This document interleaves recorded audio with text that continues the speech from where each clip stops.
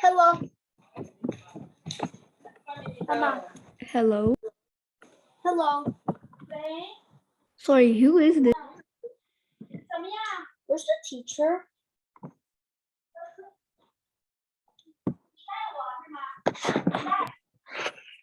I think you came early. The class starts at 4. Never mind. Sorry. Had to leave. Bye.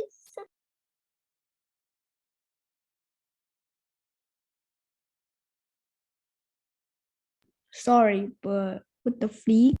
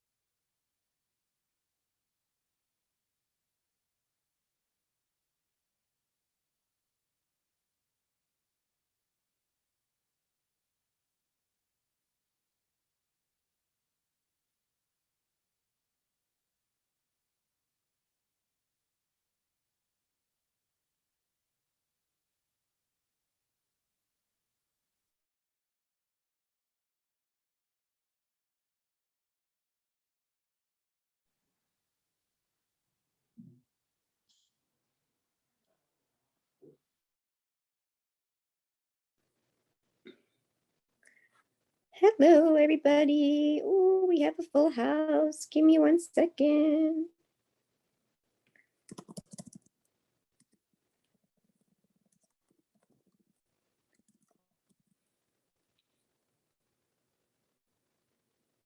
See if this will work. Yay, it works. Okay, everybody, welcome to the demo class for Grade 5 Writing Source. My name is Mrs. Nicole, and I see some people I recognize. I see Kevin is here. Hi, Kevin. I am going to mute everyone and make it so that I have to ask you to unmute just because we're a larger class so that we don't have a lot of interruptions, okay? So if you do have something you want to say, you can just click the raise your hand button, and then when I have a chance, I see it, I'll get to you and I'll ask you to unmute yourself. Also, I'm going to turn off annotation just so that we don't have everybody's writing all over the screen and things like that. So we only have 1 hour to go through everything. Kevin, you're in the wrong class. What class are you looking for, Kevin?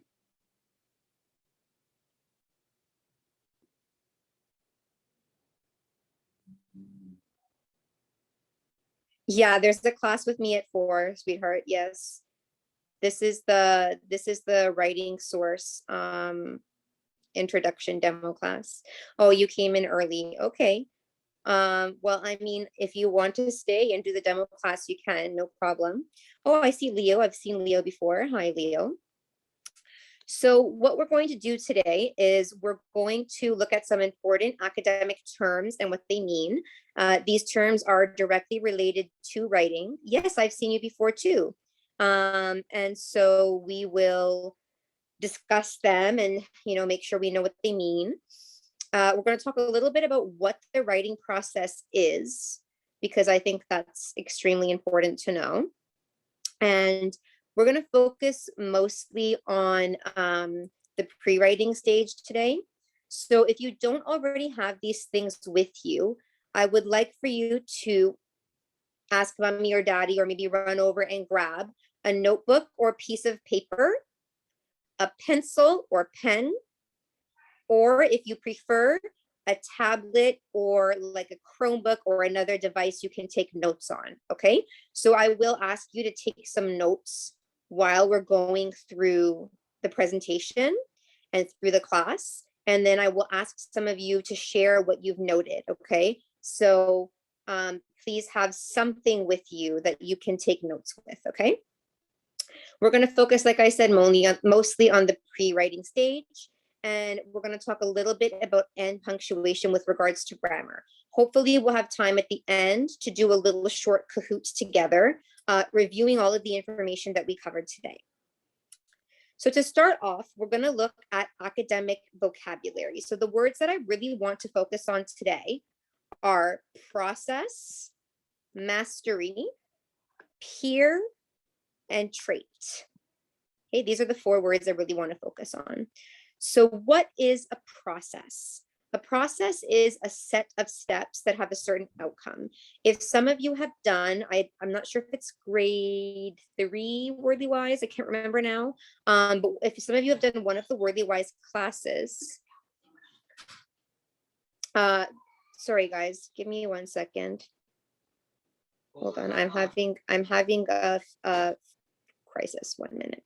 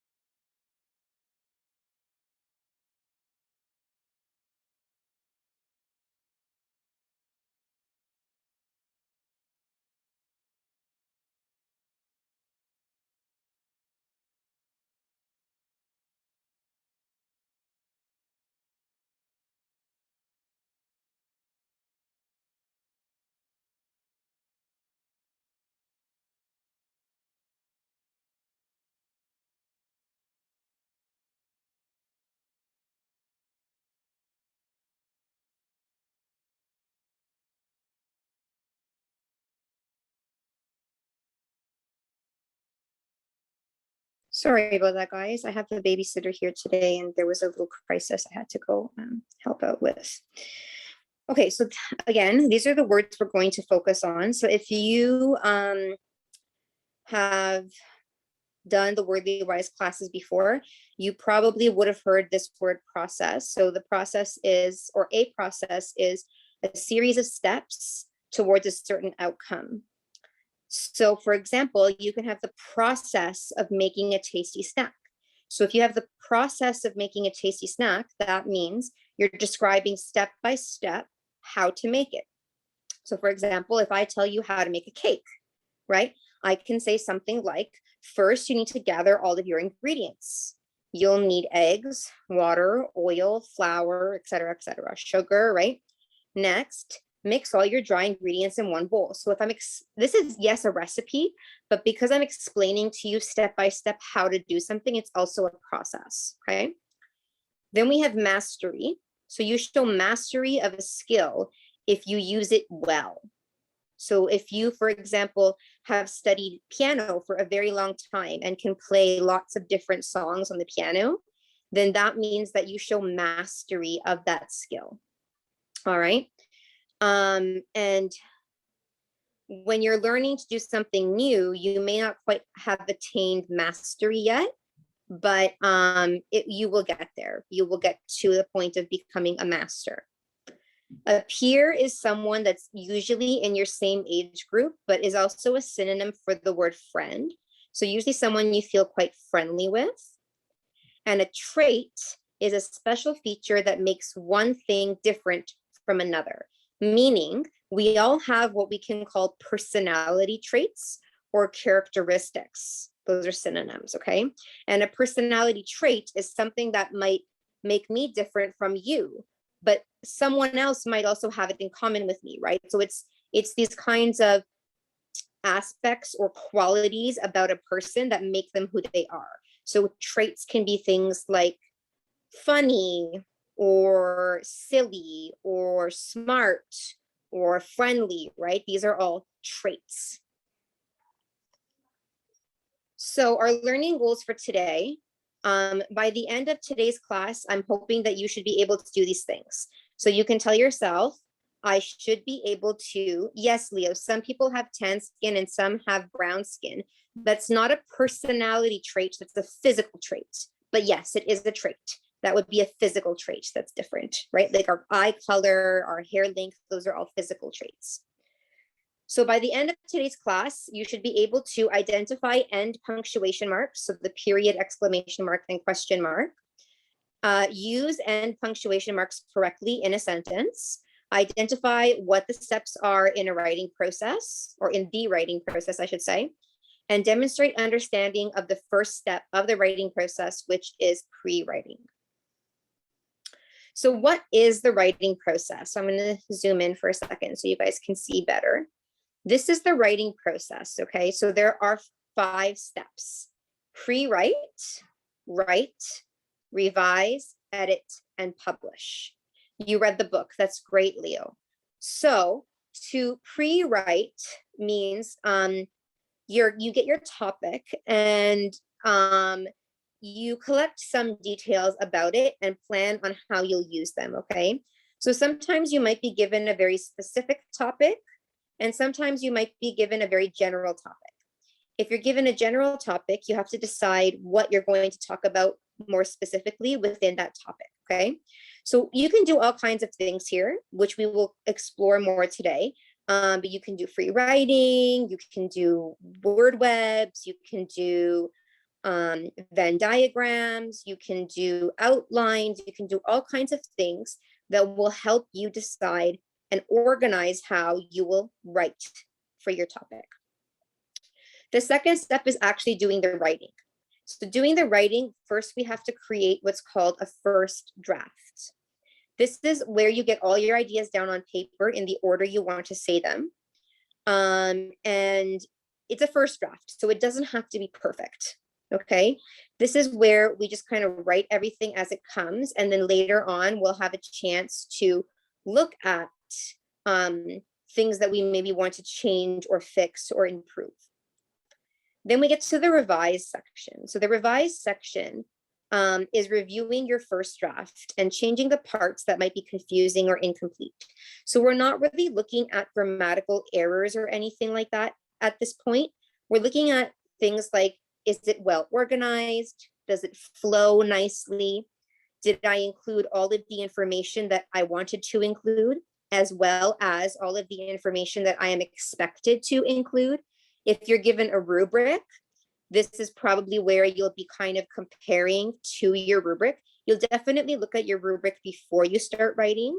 But at this point, you might say, okay, like a checklist, right? Okay, the rubric says I have to have 3 main points. Do I have 3 main points, right?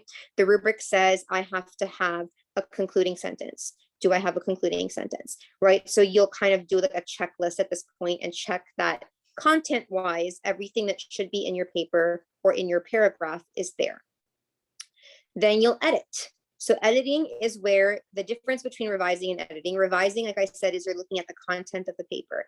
Editing, you're looking more for errors. Are there spelling errors, punctuation errors? Did you forget an indentation somewhere? Did you forget to capitalize a letter that you were supposed to capitalize? These kinds of things. And then finally, the 5th step is to publish. So in the last step, you share your final copy, and it makes all of your work worth the effort. So let's think about writing for a second. We have a little prompt here. Suppose a student said, writing is easy. You just write everything down and then hand in your paper. What advice would you give to this student?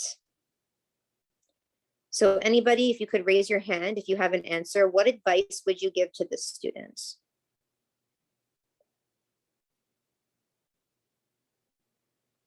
Okay, Leo, I see you have your hand up. Let me ask you to unmute 1 second. Leo. Okay, unmute. Oh, like I would say like, well, if you were to actually do it, it wouldn't be that easy because like you will have to like edit to see if there's any grammar mistakes for the and see if it's relevant or not, or the teacher will probably give you like a B instead of an A when it could have been an A. Yeah, that's a good point. So it's not And just then you as just lose simple. marks because you haven't edited and like you haven't got your ideas in clearly. Exactly, that's right. And you're So missing like a part of it or all of it. yes. So it's not just writing. You got to edit too, right? You got to look over it. So a little bit more about each of the steps. So in your pre-writing step, what do? As I said, you select a topic and you search for possible topics that, like more specific topics that you might want to explore. And you gather your details. So if you need to do research, you'll do research here, kind of see what information you can find. If you don't need to do research, if it's just like a personal, oh, hi, Alex. You can like actually raise your hand like this on the screen if you don't know how to click the button, but you can also just let me know in the chat, okay? If you want to say something, if you don't know how to use the raise your hand button. So you can gather information about the topic, whether it's from your head, from a friend, from the internet, from a book, whatever it might be, and then really focus on, or kind of make a main focus, right? What are you going to focus on? And identify the details that support that focus and how you're going to organize them. Then in the writing section, we actually start writing our first draft. So we'll use our pre-writing as a guide, right? We'll say, okay, these are the notes I took. Now I'm going to put all this information in a nice order that flows well. And we have to make sure that there's a beginning, middle, and end. Revising is improving our writing. So we read our first draft at least once out loud and at least once silently. This is because when we read it silently, sometimes our brains will fix mistakes that are there, right? So for example, if we accidentally typed the twice, our brain will ignore one of the thes and we just will skip over it. But if we read it out loud, sorry, I was gonna sneeze. Yes, I was gonna sneeze. If we read those, our papers out loud, we'll actually say it or notice it more. We also want to ask at least one other person to look at it because it's good to get another opinion. So that person can be mommy or daddy, it can be a sibling, it can be a friend or a classmate, it can be another teacher, it can be anybody at all, but probably somebody who can provide you with good feedback, right? So you probably wouldn't ask like your 4-year-old sister, for example, who maybe doesn't know how to read yet. And then you want to ask yourself basic questions, which there are some examples here in bold as you're revising, okay? So you want to ask yourself things like, are my ideas clear and complete? Does the beginning attract the reader? Are the details in the middle easy to follow? Does the ending say something important about the topic? Do I sound interested in my topic? Do I use specific words? And are my sentences easy to read? There are, of course, more questions you can ask yourself. Like I said, if you're using the rubric, you might make yourself a checklist asking questions like from the requirements on the rubric, right? Like, do I have a concluding sentence? Did I use at least 5 vocabulary words? If maybe your teacher asks you to use specific vocabulary words, etc., right? And then you can add, cut, or rewrite parts as needed. Oftentimes, you'll rewrite your paper or your paragraph completely in what we call a second draft. You can have 3rd drafts, 4th drafts, 5th drafts. It really depends on how much revising you wish to do for your paper or for your paragraph. But as well, myself personally, I have had papers I've written and rewritten and rewritten and rewritten maybe 6 or 7 or 8 times. Perhaps not the entire paper because now we have computers, so we can kind of just delete sections, right? But actually revising it multiple times to improve it as much as possible. Once all that is done and we have our second draft in our hands, or 3rd draft or whatever it might be, we can call it a working draft. We're going to move on to editing. So we're going to check for grammar. We're going to look for punctuation, capitalization, spelling, and other grammatical errors. Again, it's also very helpful to ask somebody else to also check your writing for grammatical errors, because perhaps you're making a mistake that you don't even know is a mistake, right? But someone else might catch that mistake and say, oh, this should be like this. And then, of course, you write or type a neat final copy and proofread it for any errors, just like typos and things like that. And then, of course, publishing is sharing your writing. So we're going to share our finished writing with others, for example, handing it into the teacher or reading it to our grandmas or whatever it might be.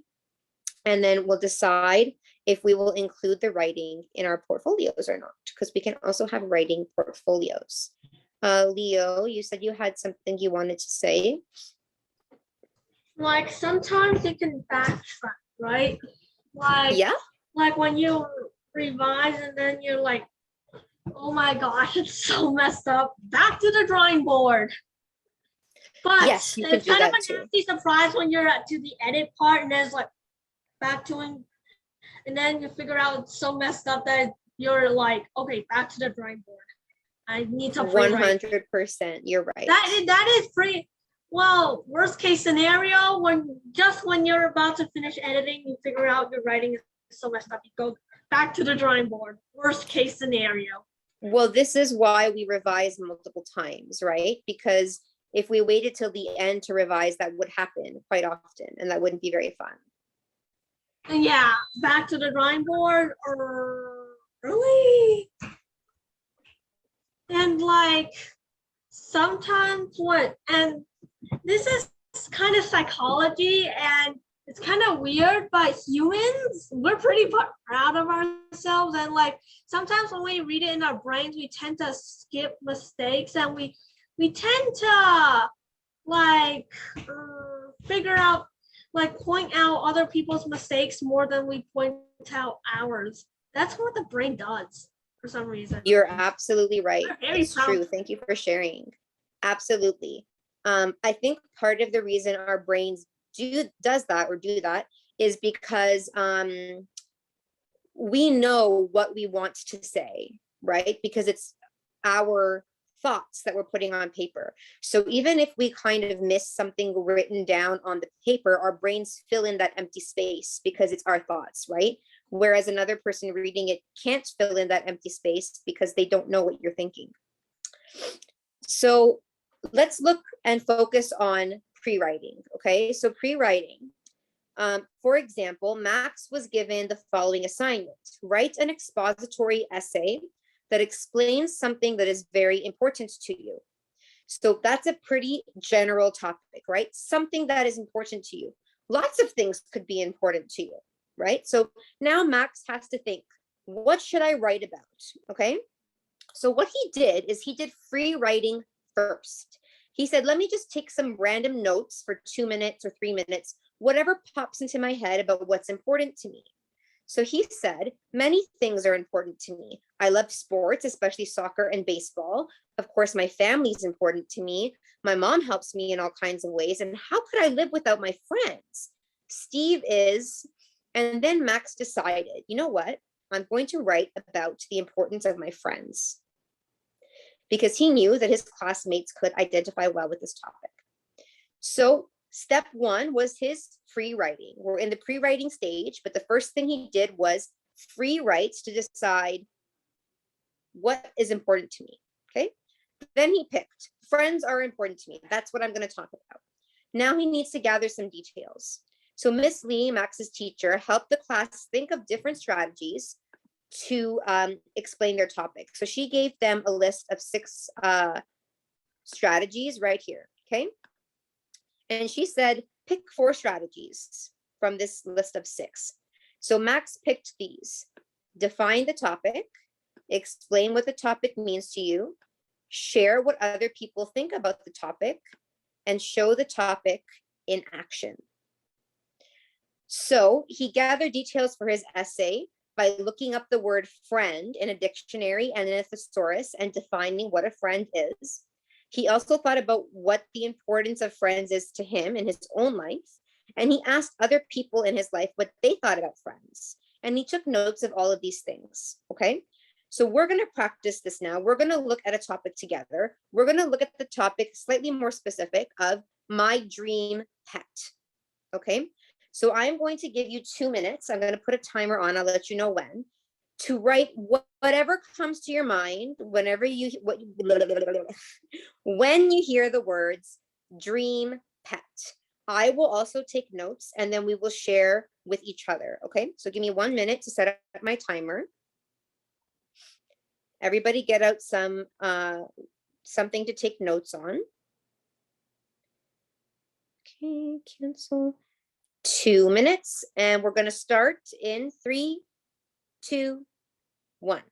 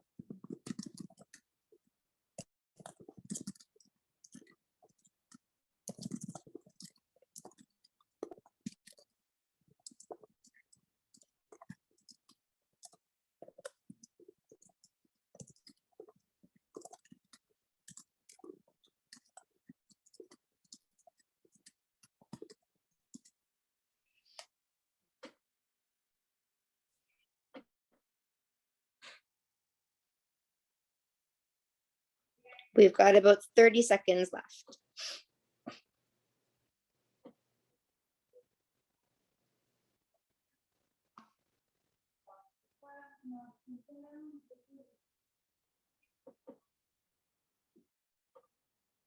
Hang on, Leo. We've got 15 seconds left.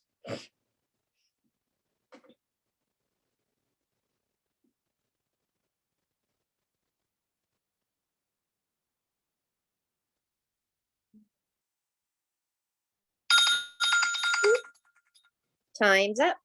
Can I have 3 people? So Leo's 1. I need 2 more people who are willing to share what they free wrote about. Can I have 2 other people volunteer?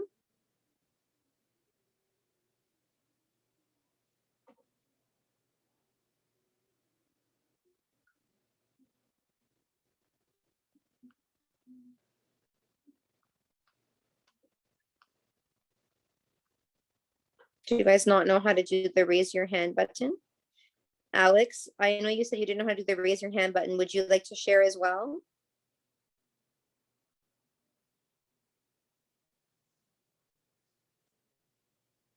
Otherwise, I'll just pick at random. So Leo, can you share what you wrote down in those 2 minutes with us? It would either be a dog or a cat. And then dogs, and then I ultimately chose dogs, although I'm first when I was planning to choose dog in the first place because they're loyal, easy to care for. You don't necessarily have to give them dog food or cat food. It's just optional. And then, well, technically they're nicknamed man's best friend for a reason. Duh. And then they have a great sense of smell and they're loyal. And let's see, what else? They're playful. And then like if you care for them enough, they might kind of like, I don't know, like you and like kind of become protective. And then they can also like watch out for strangers. Like, who knows, like burglar might try to sneak into your house in the middle of the night and the dog will alert you beforehand to arm yourself. Right. Yeah, they're very protective. You're absolutely right. That's great. Thanks so much for sharing, Leo. Alex, let me see if I can find Alex here. Would you like to share? Yes, I want to have maybe a medium-sized dog. It can always follow and help me. I hope it can give me itself happiness. And dogs are loyal. It can protect me, my house, and my family. And Good. I think we'll have a great time together. That's fantastic, Alex. Great job. Thank you for sharing. And let's see. Abby, do you have something to share?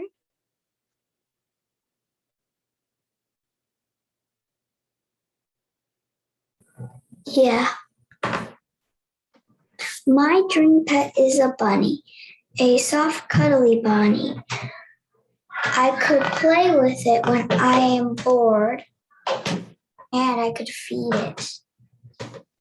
I like bunnies because the fur is soft and they're really small, so you can carry them around.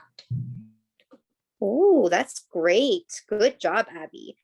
So for me, I couldn't decide. And I talked about, I really like horses because they're so beautiful and majestic. I love riding them and becoming friends with them. But I also like dogs because they're loyal and friendly and they can protect me in my house. I like cats because they are independent and less work than most other pets. My dream pet would be my best friend and would make me happy and calm when I feel nervous or anxious. We would have a good relationship with each other and trust each other. So I think ultimately I would probably pick a horse because I think the horse, like the relationship between a horse and a rider, its rider is very, very strong.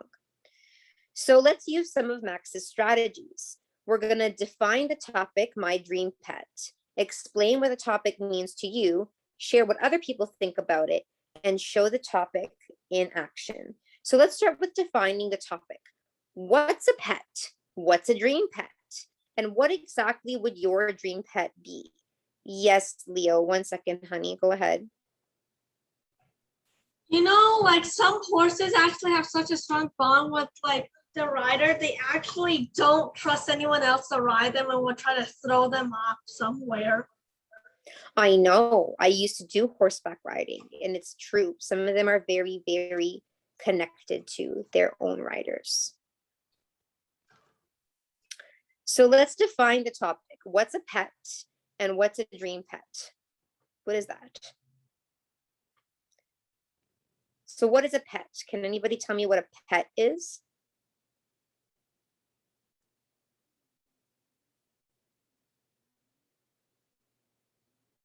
Okay, I see Renee raised her hand. Yes, Renee.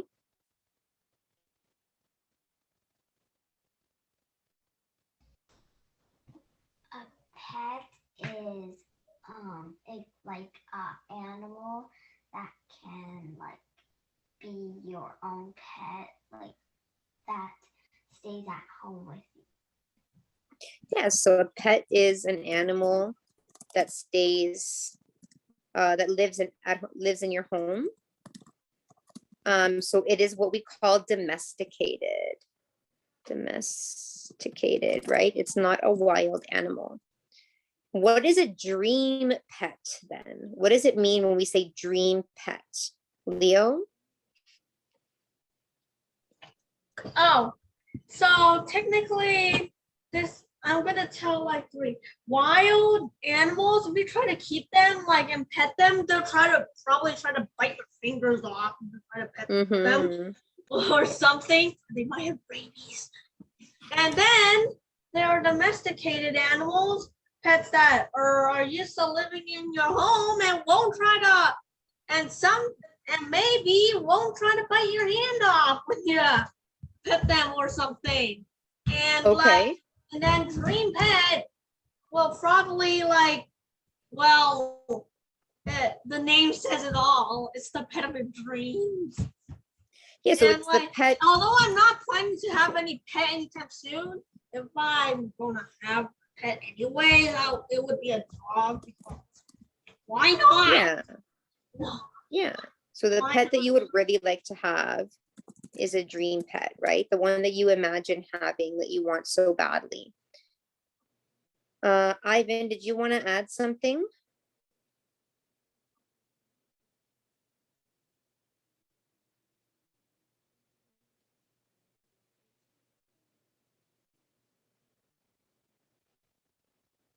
No? Okay. So explain what the topic means to you. What does the topic of dream pet mean to you? Is it important to you? Why or why not? So I'm going to answer this question, and then I'm going to share what other people think by asking you guys what you think about the topic, okay? So for me, it is important to me because I think pets or animals in general really help people with their mental health. I think they're really good for people's mental health. And I think that having a pet teaches really important skills like responsibility, like really important life skills, I guess I should say, like responsibility and patience, like these kinds of virtues, right? So it's really important to me. And as a person who has anxiety disorder, I find having a good pet, like a dream pet, is really helpful for making me feel better, right? And it's just a nice thing to have. So now, what do other people think? So what do you guys think about the topic of dream pet? Leo. Well, it really depends. Like, say, if you're gonna have a pet, better have it when like your wife is pregnant or something, because then they will probably increase the chance that your child probably won't have asthma when they grow up. And like it might help if you have anxiety disorders and stuff, but if you like really don't want a pet, then really you can just throw the idea out the window if you really don't want a pet. Like me, I'm not the biggest fan of like keeping a pet because I already have enough on my plate already. If you already have enough on your plate, you should either have no pet or have a pet that is probably independent and won't bother you while you're doing stuff. And Okay. like it just really depends on who you are, what circumstances you are in, and if you probably have enough money to buy a pet. Very true. Finance is a very important part of it. Alex.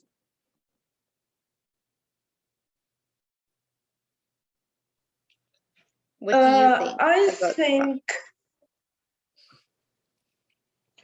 I think a pet is not only an animal. If you treat it well, it can be a friend and maybe a part of the family.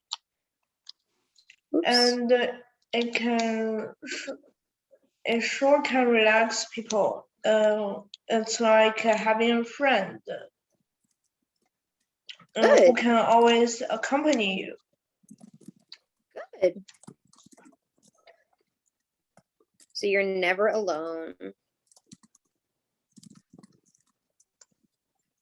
Awesome. Thank you so much for sharing. And finally, show the topic in action. So can you think of a specific example of someone having their dream pet? Like, do you have your dream pet? And can you explain what your dream pet is like? Does anybody here have their dream pet? I see Eric's hand. Oh, no, that's not Eric. Never mind. Okay, let me lower hands and let's do this again. So does anybody here have a pet or have their dream pet?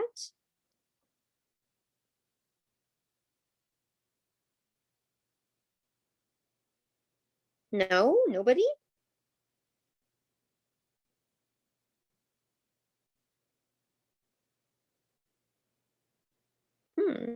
Well, I have a pet. I have a cat.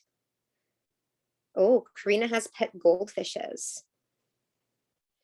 I have cats, and I said earlier, my dream pet, I would probably talk about a horse, but cat was on my list too. And oh, lots of people have goldfish. I'm sorry, my cat would eat your goldfish. I have dog and cat and fish. Wow, that's crazy. So I would talk about like my cat, for example, saying something like, oh no, 5 of them died. That's so sad, Karina. I saw your message, Leo. Give me 1 second. I have a cat. Actually, I have a Bengal cat. And her name is Moonlight. And she is actually part wild. She is a descendant of the African leopard. And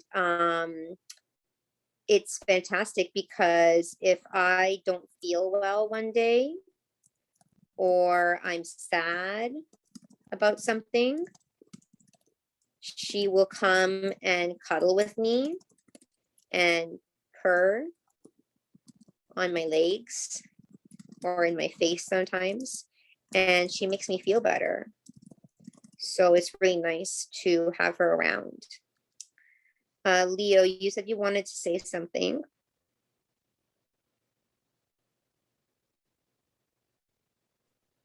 Like, I really don't have a dream pet, or I never really got like my dream pet, and like I only have 3 known pets. My 3 crickets. Each one of them disappeared in like a very mysterious and well devastating way. One got crushed by a door. Another Oh no. disappeared.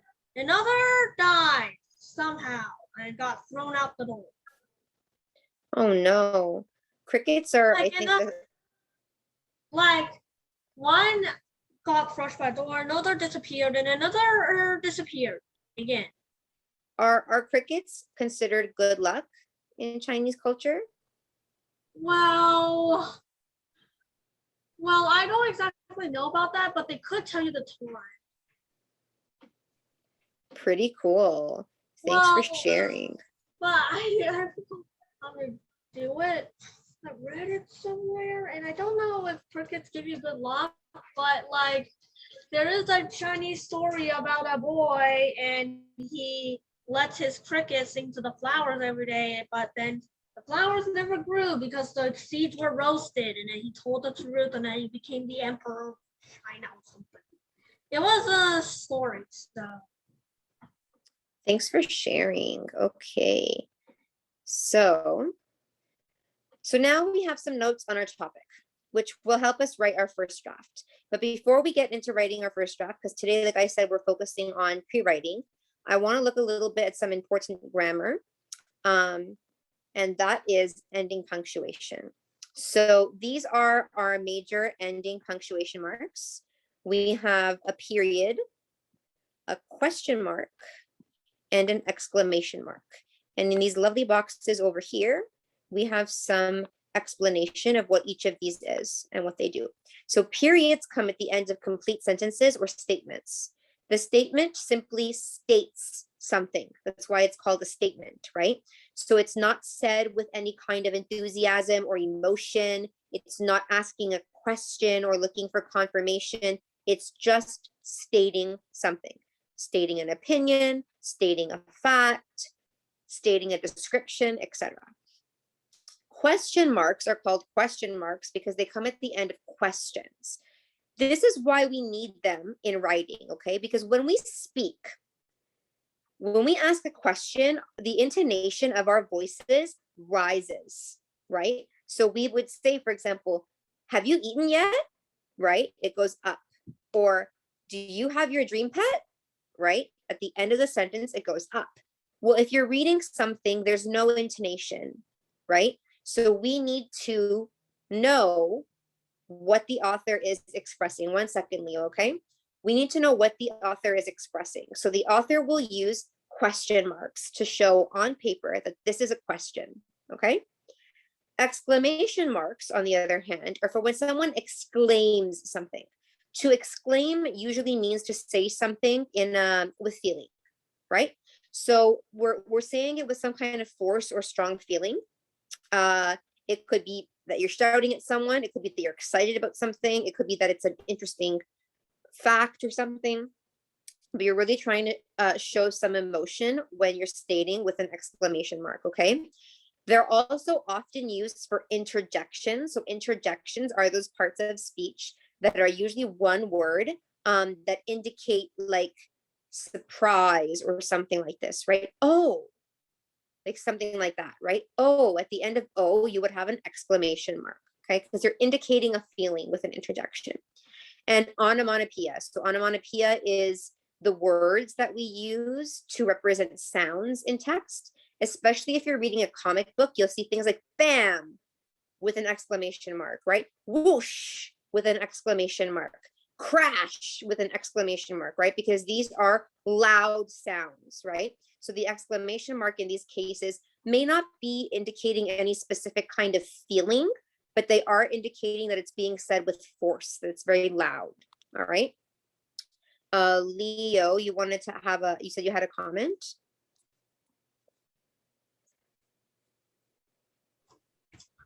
Oh, periods are used in two types of sentences: imperative and a statement. A statement is, well, a statement which tells you a fact or a opinion or something. It's just your typical boring old sentence.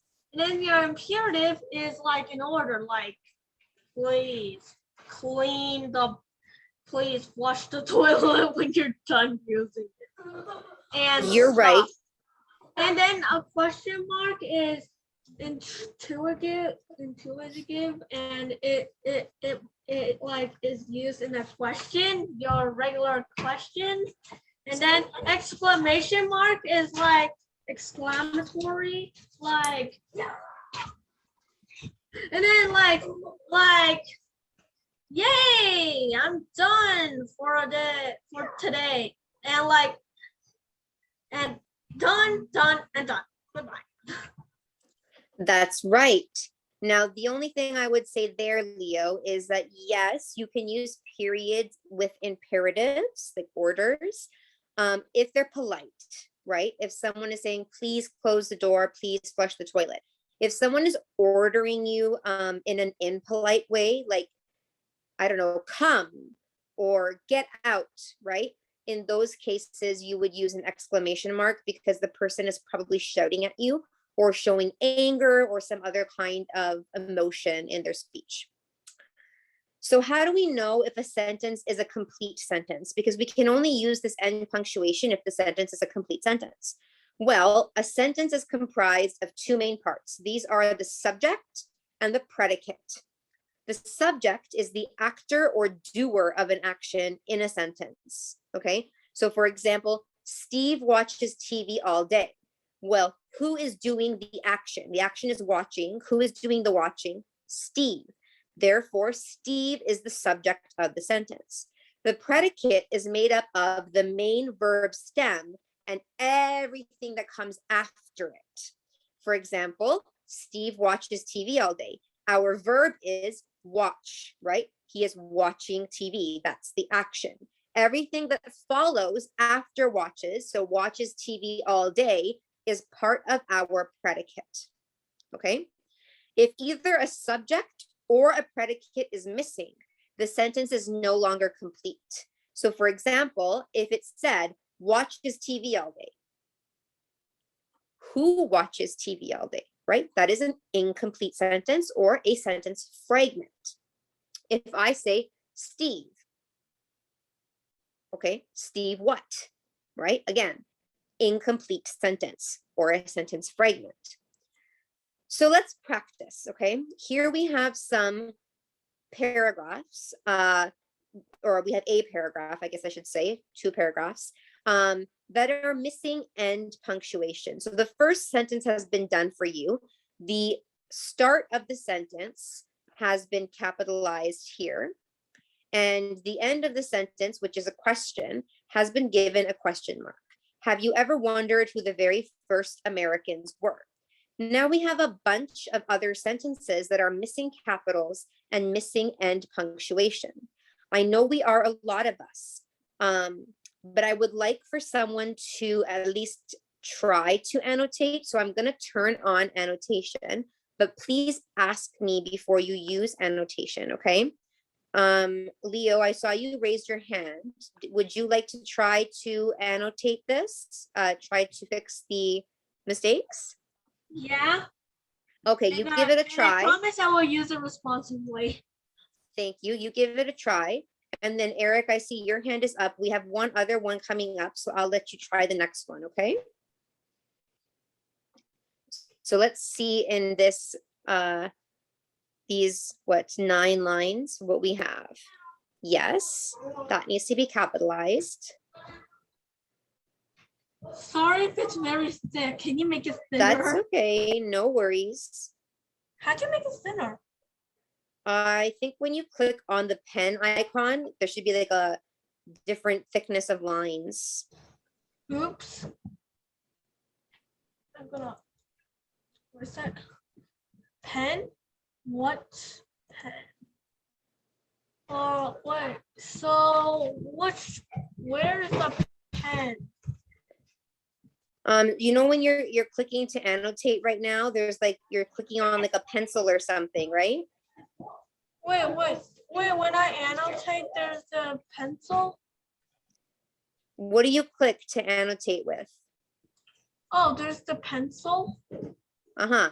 So if you click on that again, it should ask you, it should tell you if you want like a thinner or thicker line. Actually, no. All it says is the word annotate. Oh, That's okay. I can see what you're doing. No worries.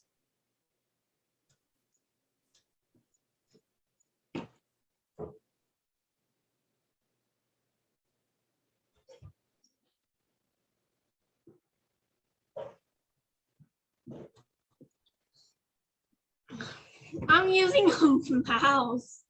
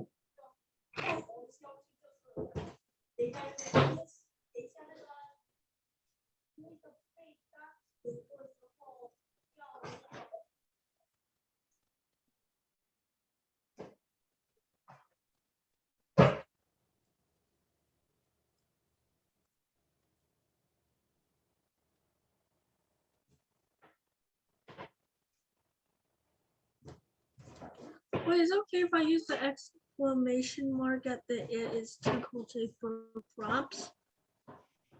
I will go over it. Don't worry. Okay.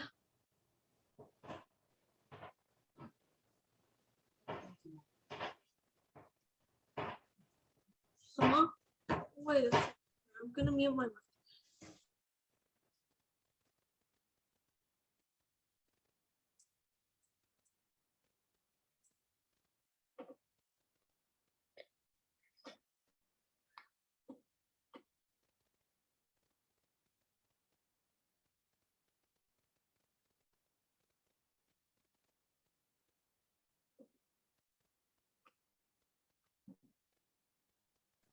So I'm pretty sure it's a period, but I have a bad feeling about this.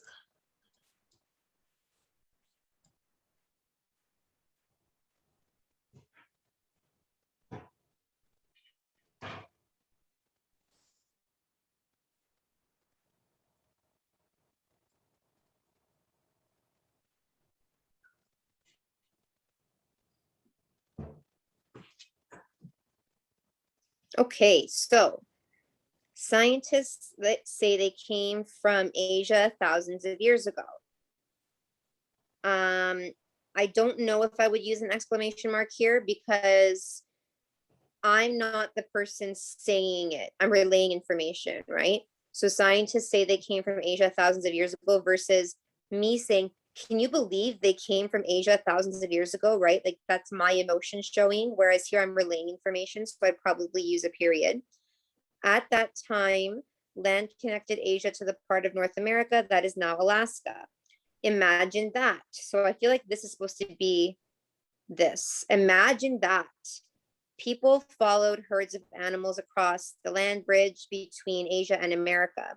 Oh, I These thought people it said, to imagine use- that people follow her. I know, I thought that at first too, and then I realized that doesn't make sense as a sentence. These people needed to use the animals for food and clothing. It was much too cold to grow crops. That's fine. You can use a period there. Again, it's not like people are speaking to each other, showing emotion. The first Americans slowly moved farther and farther south after, oh, hold on, farther and farther south. After thousands of years, see, there's a comma here, their ancestors reached the tip of South America. Wow. That's a lot of walking. Good job. All right. Oops. Sorry, guys. We're going to skip that because we don't have much time. So Eric, would you like to try this one? Yeah.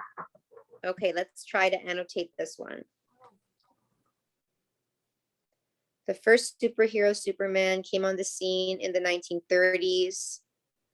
And then we need to now add capitals and end punctuation for the rest.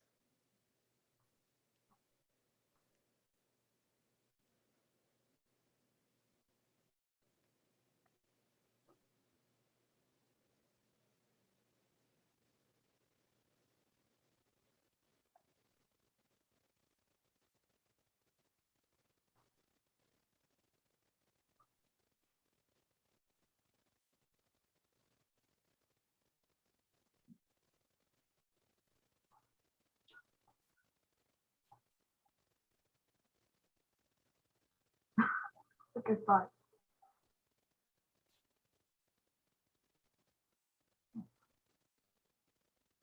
Oh,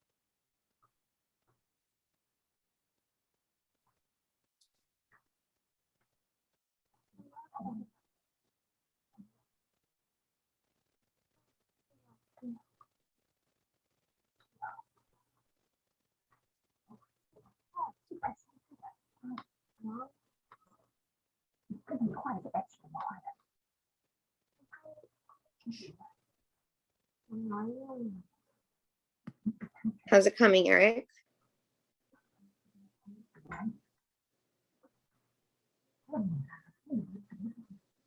I can't find the pen. You can't find the pen? 就按这个，然后再打开。对。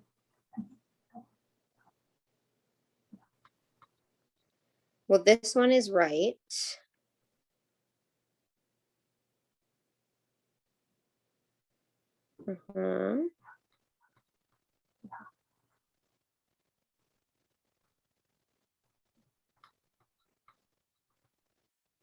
Jaden, sweetheart, I'm just doing another class. It's done in 2 minutes, okay?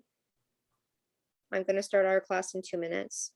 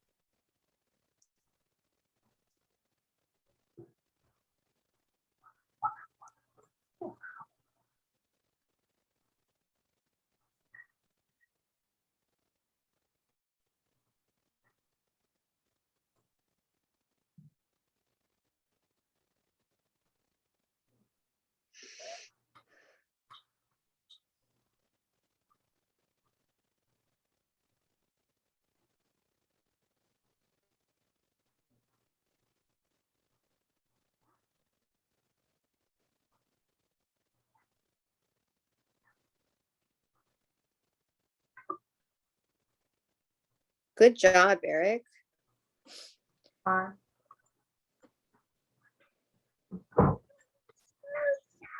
Okay, so we don't have time for our Kahoot. I have another class now. But I hope you guys enjoyed the demo class, and I hope to see you guys in the actual grade 5 writing source class soon, so that we can have some fun together. Okay, so if you are done for today, please exit. I will be having another class in this room now, so bye-bye.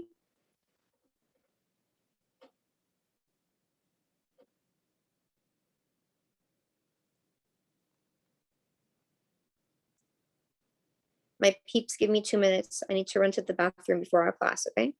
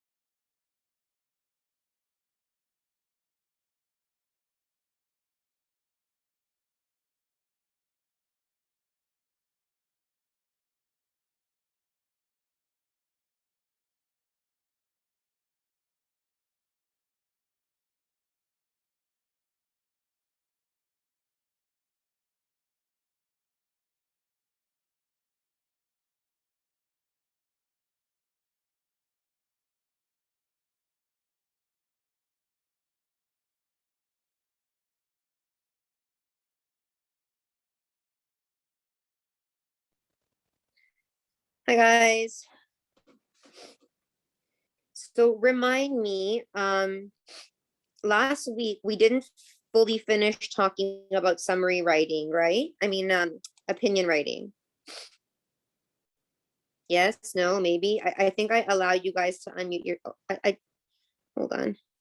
I said allow to unmute. Okay, can you do it now? No? I can. Okay, yeah. I Okay. can. Yay. Finally.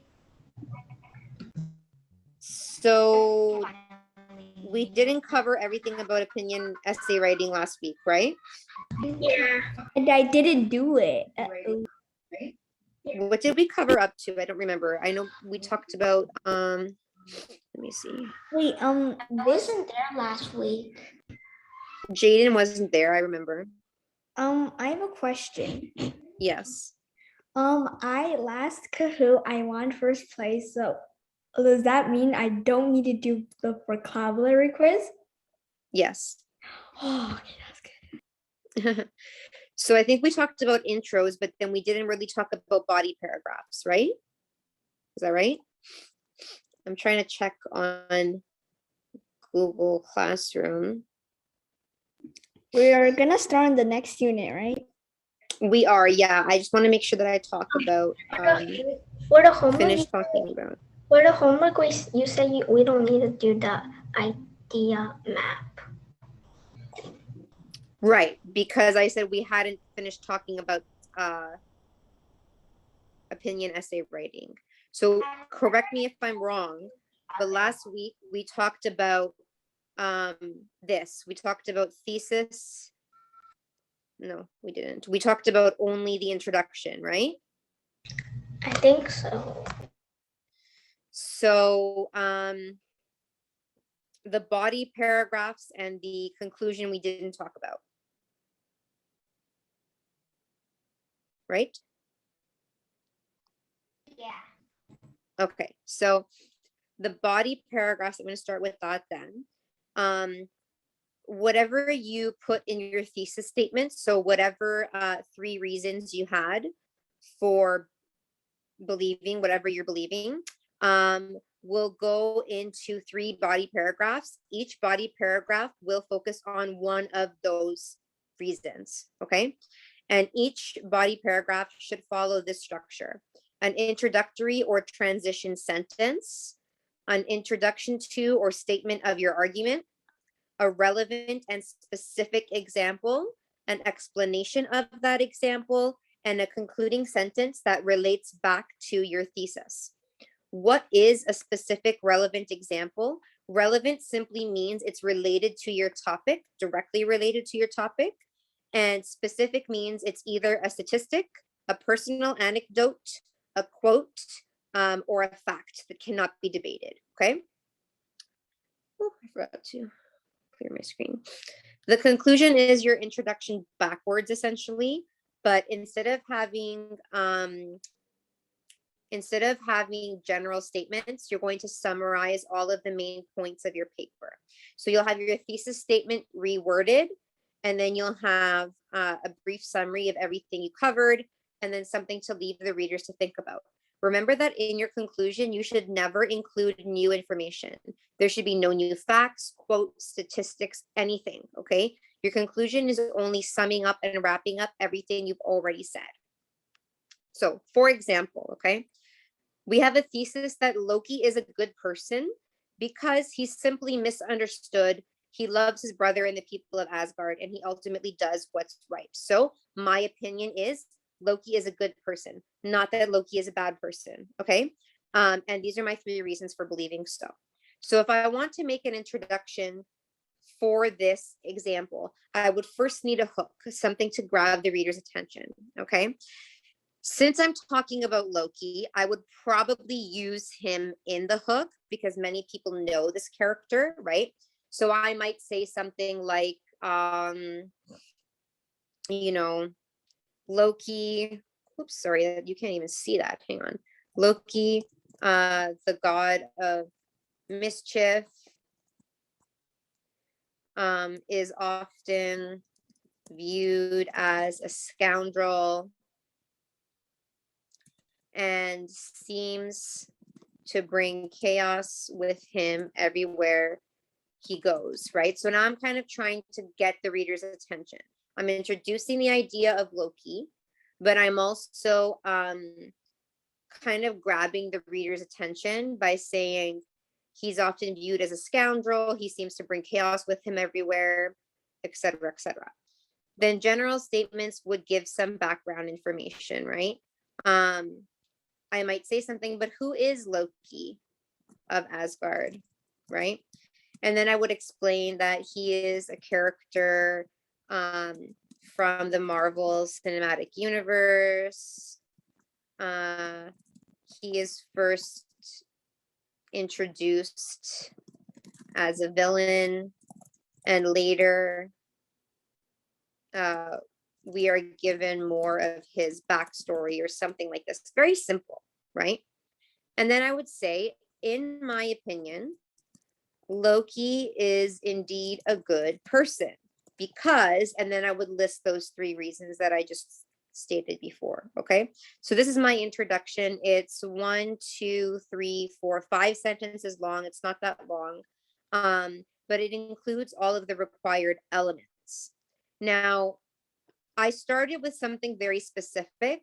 I don't necessarily need to. My hook could have also been something more generic, like, I don't know, what makes a person good? What makes a person bad? Have you ever thought about this?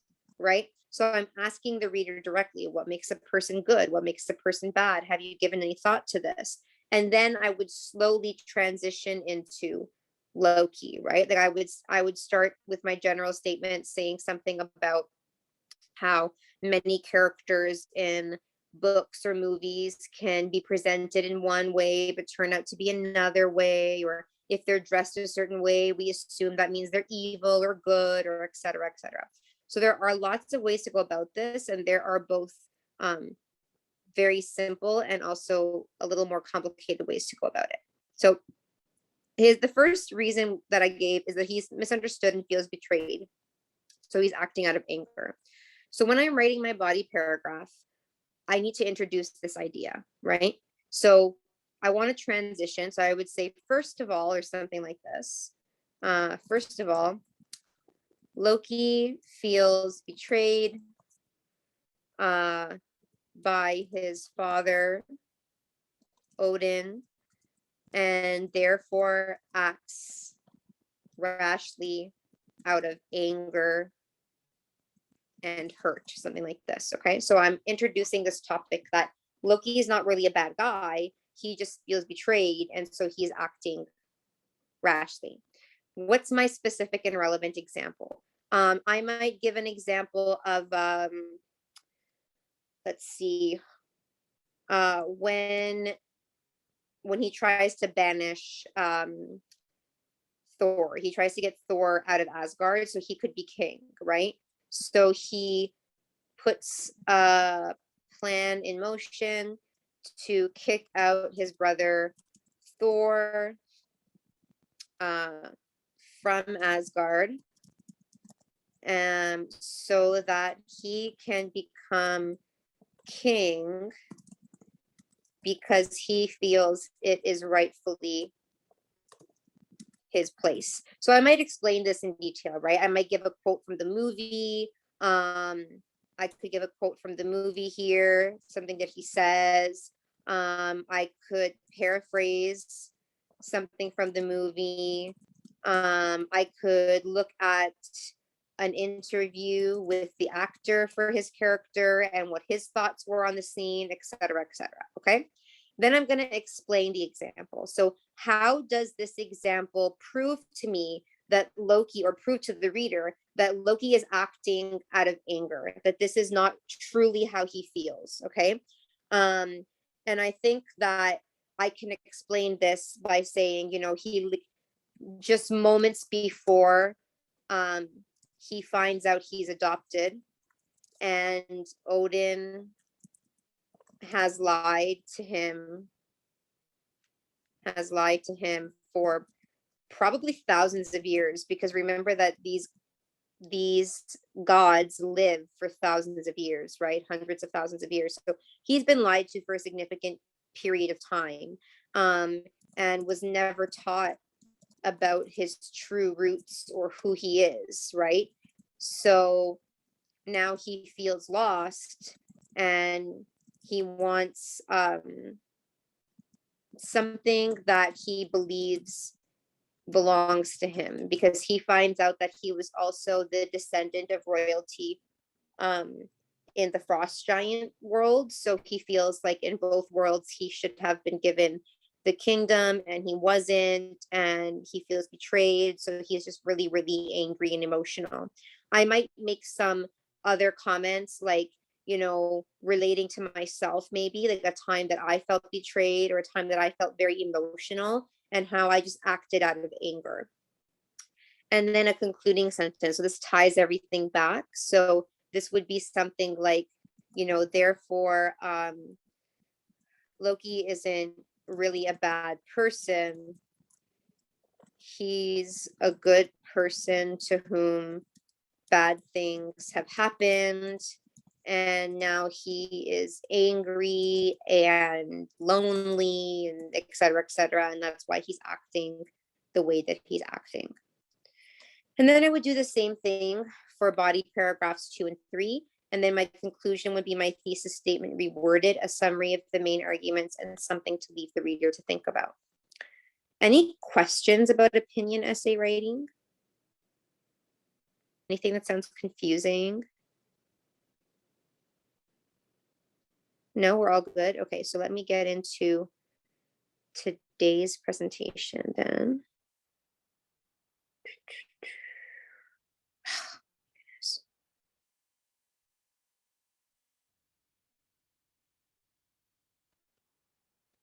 There we go.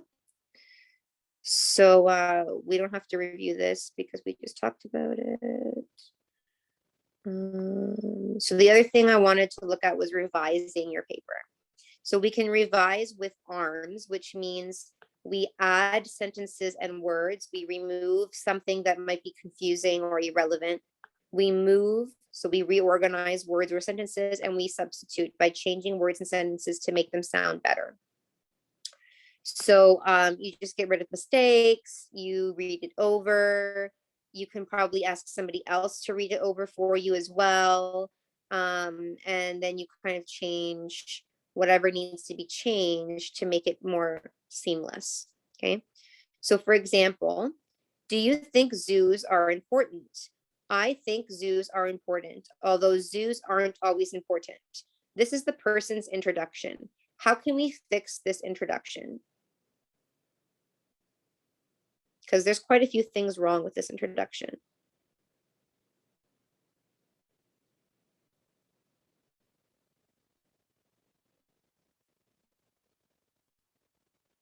So remember, in an introduction, we want to have a hook, general statements, and then our thesis, which is basically opinion plus 3 reasons why. Okay, so we're missing quite a bit of that in this introduction. We have a hook, sort of. We have a question. Do you think zoos are important? Right? That's kind of like our hook. But then it just jumps to, I think zoos are important, although zoos aren't always important. How could we fix this?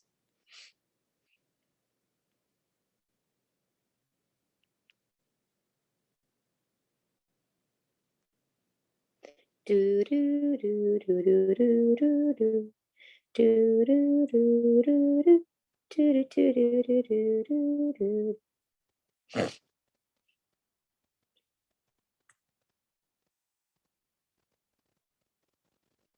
So again, we have a hook. Do you think zoos are important? Okay. Do we have general statements?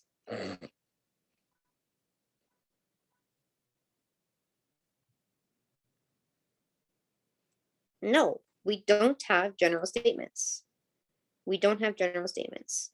What might we say to link this question, do you think zoos are important, to our opinion?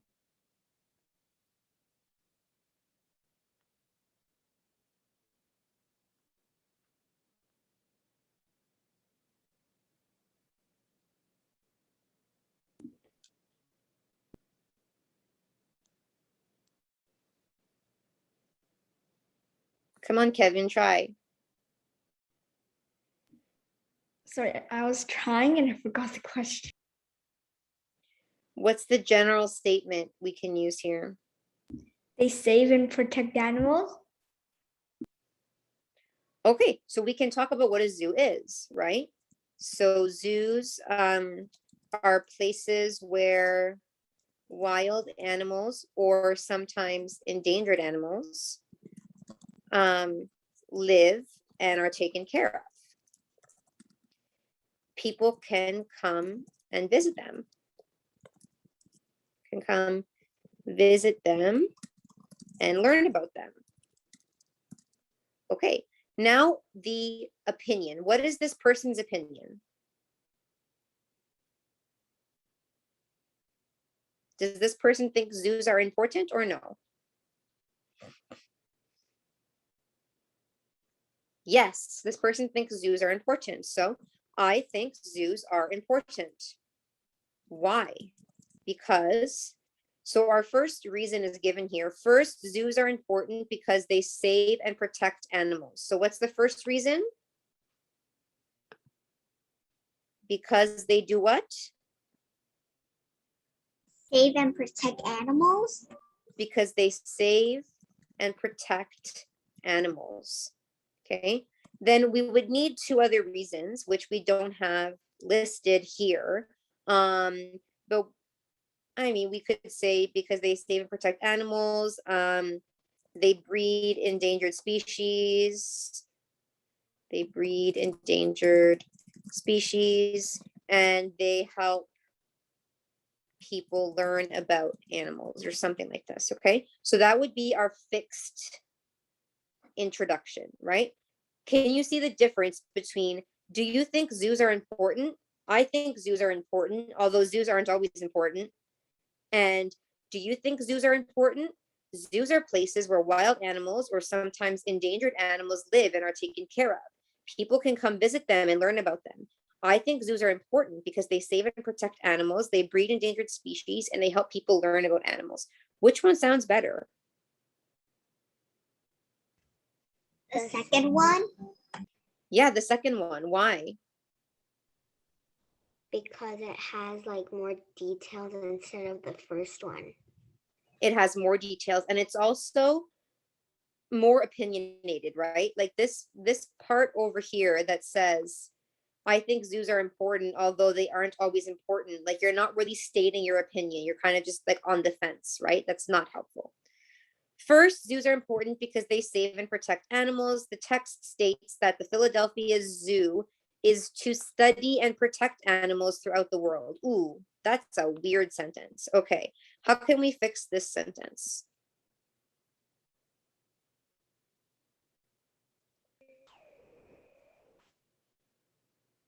The text states that the Philadelphia Zoo is to study and protect animals throughout the world.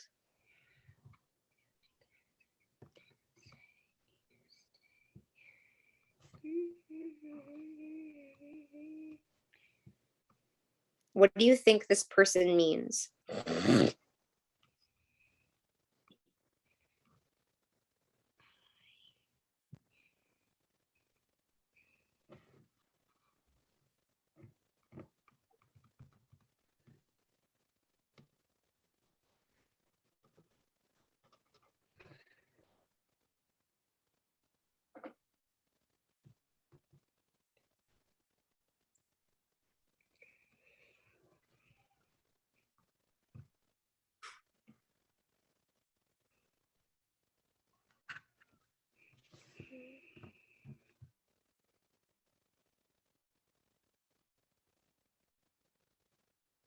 Fix the sentence, guys. Try.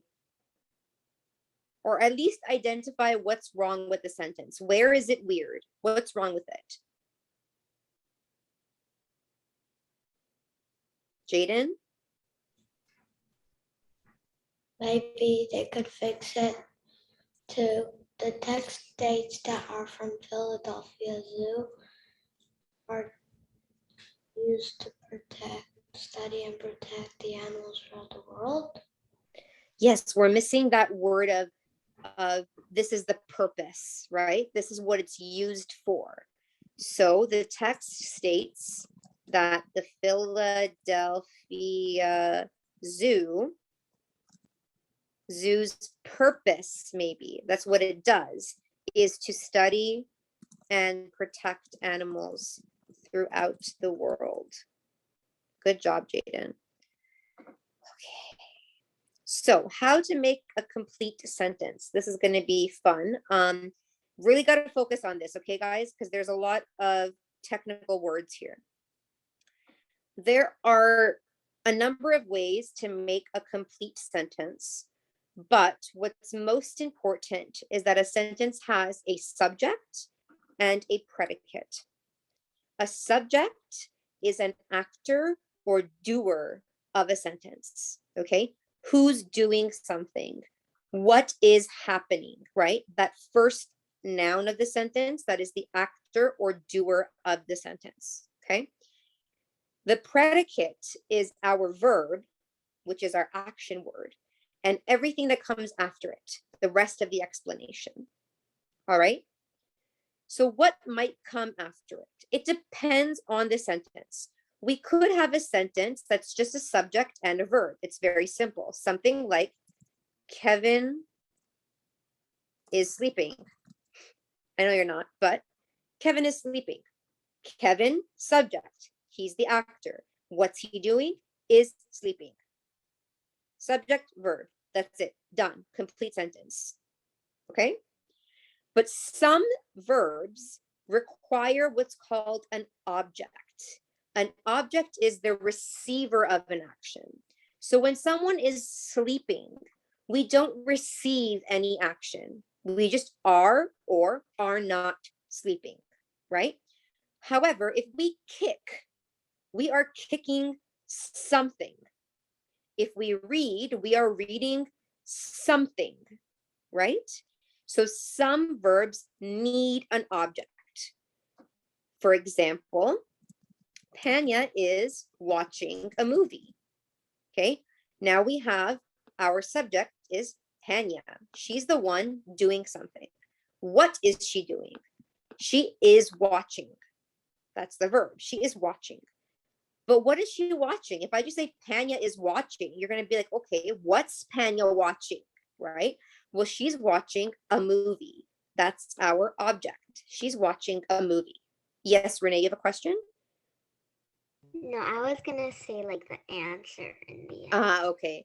Sorry. And then we also have subject, verb, subject, complement. So in this case, our verb would not be an action. It would be what's called a stative verb, like to be, to seem, to feel. Okay? Those are stative verbs. So in a stative verb, no action is really happening. We are usually describing the subject in some way. For example, Renee is smart. Okay, so Renee is our subject. Renee is. Our verb is. She's not doing something, she's being something, right? What is she being? She's being smart. Well, who's smart? Renee is smart. So smart is describing Renee, who is the subject of the sentence. Therefore, it's a subject complement. Are you guys still with me this far? Yeah. These are the main components. If any of these components in a sentence is missing, it is now what we call a sentence fragment. It is incomplete, okay? Because it's missing a subject or missing a verb, missing some key aspect that is necessary to make the sentence complete. For example, Ronald kicks the ball really hard. Ronald kicks the ball really hard. In this sentence, who or what is the subject of the sentence? Renee? No, like if it's a sentence fragment, then what is a fragment?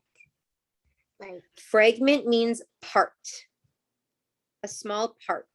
So sentence fragment means it's a part of a sentence. It's incomplete. Like it's missing a subject, verb, or object? Exactly. Oh, I get it now. Jaden? The subject is Ronald. That's right. The subject is Ronald. What's the verb in that sentence? Renee? Kicks. Kicks. And what's the object? Panya? The ball. The ball. Good job. Now we have Josette is an animal doctor. Who or what is the subject? Jaden?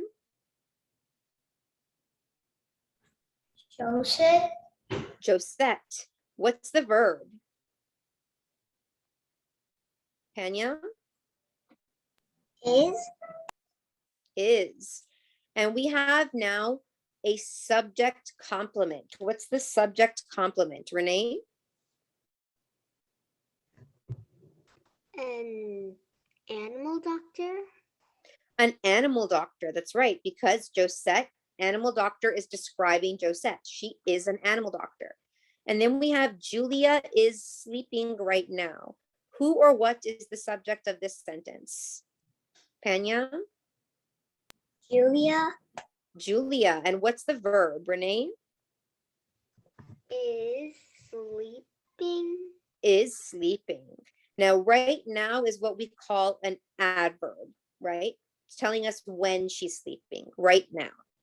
Can you complete the following sentences with the missing component? So you can annotate directly on the screen. I think. Yes, Kevin, go ahead. Go to the washroom. Let me make sure I turned annotation on. Yes, I did. Annotate on a Chromebook. Oh, no. Okay, then you can just tell me if you can't annotate. So subject is missing. Blank was really tired yesterday because he didn't sleep well the night before. Give me a subject. Lily was really tired. Okay, we have he though. So can you give me a male subject? Owen. Owen. Okay, Owen was really tired yesterday because he didn't sleep the night before. Josiah, blank, very smart. I need a verb. Josiah, blank, very smart. Jaden? Josiah is very smart. Good. My friend is a. My friend is a. I need a subject complement. My friend is a what?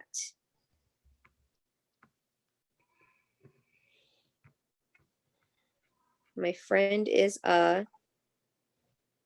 Renee? Gymnast. Ooh, good one. My friend is a gymnast. Perfect. You guys are on fire today. So to answer your question, Renee, what is a sentence fragment? It's an incomplete sentence. So one of the following might be missing: a subject, a verb, or an object or subject complement. It can also happen if you start a sentence with what's called a subordinating conjunction. So a subordinating conjunction is a conjunction that makes that part of the sentence less important than the other part of the sentence. It turns it into a dependent clause. So these are conjunctions like because, since, for, as. These conjunctions are meant to join one independent clause or complete sentence with a dependent clause or incomplete sentence together to form a complete sentence, okay? So if we only have the because clause or the since clause, it will be a sentence fragment. It does not make sense. For example, because my parents speak Chinese at home. Because your parents speak Chinese at home, what? Right? Because we have this word because, it doesn't make sense. If we take away this word, my parents speak Chinese at home, that's a complete sentence, right? But if we add this word, because my parents speak Chinese at home, now you need to give me more information. So what? What is your point? Because your parents speak Chinese at home, what? What does that mean, right? Here we have other examples of sentence fragments. Speaks English well, missing a subject, right? Jonah is. Missing a subject complement. Jonah is what, right? So these are all sentence fragments. Can you fix these sentence fragments? Because tomorrow is a holiday. How can we fix this sentence fragment? Because tomorrow is a holiday. Panya? Because tomorrow is a holiday, I'm going to celebrate. Yes, good. Because tomorrow is a holiday. Because tomorrow is a holiday, I want to celebrate. I'm excited. I want to celebrate. Including salt, pepper, and oregano. Uh-oh, another sentence fragment. How can we fix this one?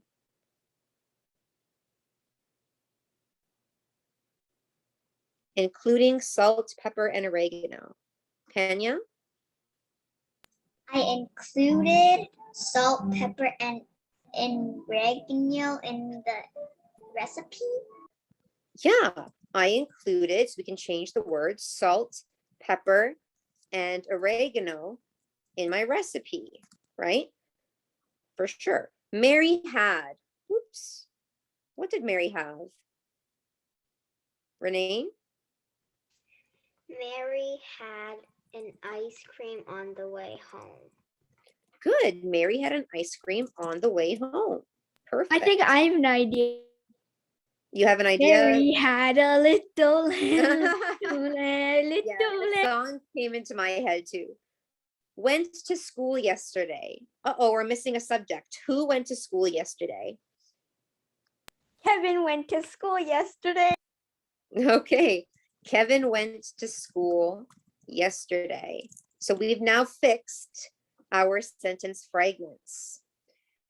Whew, that was a lot. Okay, deep breath. Now let's get into our vocabulary. So we're going to infer meaning through context, and then we're going to complete a lovely chart. Who would like to read this slide for us? Panya? The hungry herd of lioness surrounded their prey, a lonely buffalo who was lost in its herd. They made low growling sounds as they pounded on their victim. Pounced. He didn't see them coming until it was too late. In the instant, a lioness seized the buffalo around the neck with her powerful paws. Another lioness jumped onto its back and dug her teeth into it. Once the buffalo fell to ground dead, and the lioness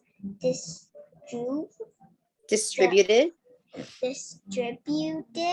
the meat and in equal shares amongst themselves, but only after the lion had finished his share. Great job. Thank you. So aside from the words in bold, are there any other words in this passage we don't know the meanings of?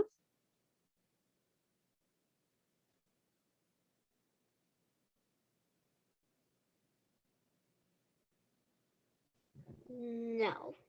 No? Panya? What's a lioness? A lioness is a female lion. Interestingly, female lions are the ones to do the hunting. I thought the male ones do the hunting. No, they're lazy. Actually, lions live in prides. And usually in a pride, there's only one male lion and a bunch of female lionesses. And the male lion pretty much just has babies with the lionesses, and the lionesses hunt. And once they hunt, the lion gets to eat first, and then the lionesses get to eat second. Did you have a question, Panya? No. So when you said the male lion was lazy, my dad was like a male lion. Then we are like my sisters and my moms are like the lioness. Yeah, it kind of seems like that, right? So let's look at some of these words. So surrounded, the hungry herd of lionesses surrounded their prey. What does it mean to surround something?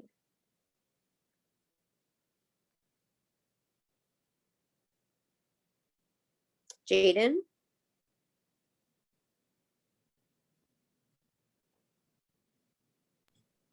Surround means like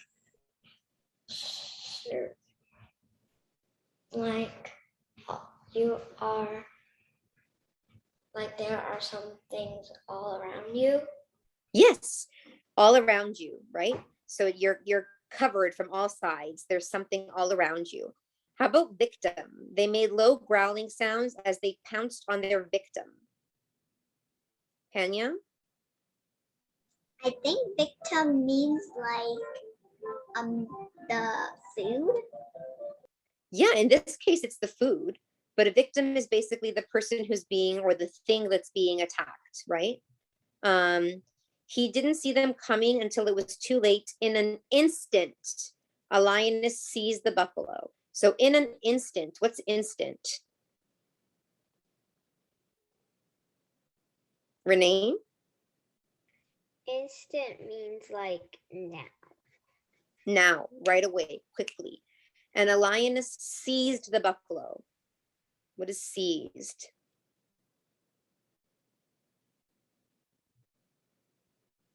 She seized the buffalo around the neck. Panya? Like the lioness used the claws to like rip out the meat. Kind of. When you seize, you don't necessarily rip out the meat, but she grabbed it very violently, right? She grabbed it strongly around the neck. And then the lionesses distributed the meat in equal shares. What's distribute mean? Panya? Like cut it. Yeah, cut it or give it out, right? Divide it equally. Give it out to everybody. So, whoops. Here we have our words, some more of our words, and we have some things missing, okay? So we're gonna fill in the chart. So we have alter, which means to change in some way. The opposite would be maintain. What's a synonym for the word alter? What's another word for the word alter?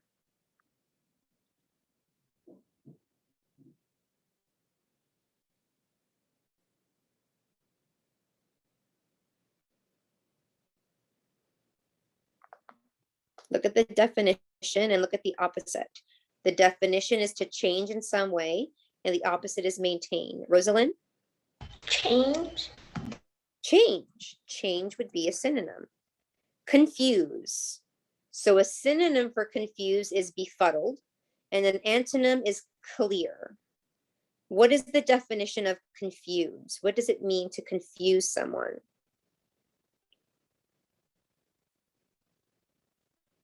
Renee? Confuse means like to like make someone like very like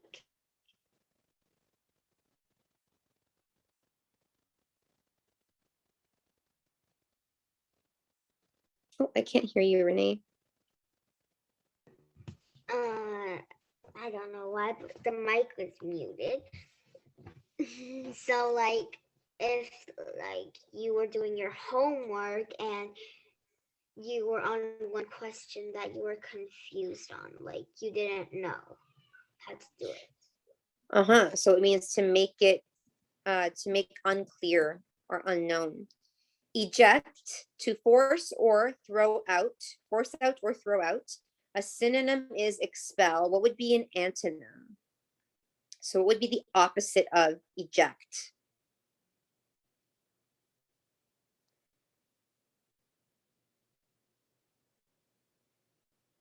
So instead of expelling, instead of forcing out or throwing out, what are you doing?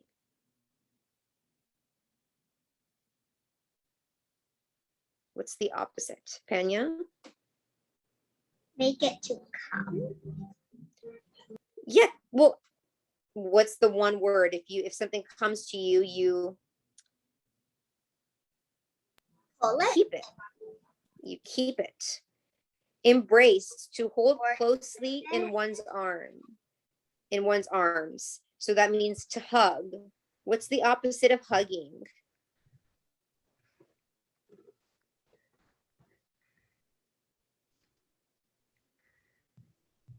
Panya? Not hugging. Not hugging. So what could be an action that's totally different from hugging, totally opposite from hugging? Yes, go ahead, Rosalind. Jaden? Hating. Hating, yeah, hating could be an opposite, but it's more of a feeling. If you hate someone, maybe you'll push away or you'll punch or hit someone, right? Like kind of an opposite action. And fight. Fight, that could be a good one, yeah. Equip. So a synonym for equip is supply, and an antonym is dismantle. What would be the definition of equip?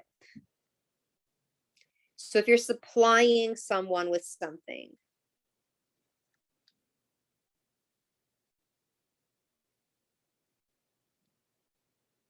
Like I'm trying to equip you with the tools you need to succeed in English classes or to succeed in excellent communication skills, develop excellent communication skills.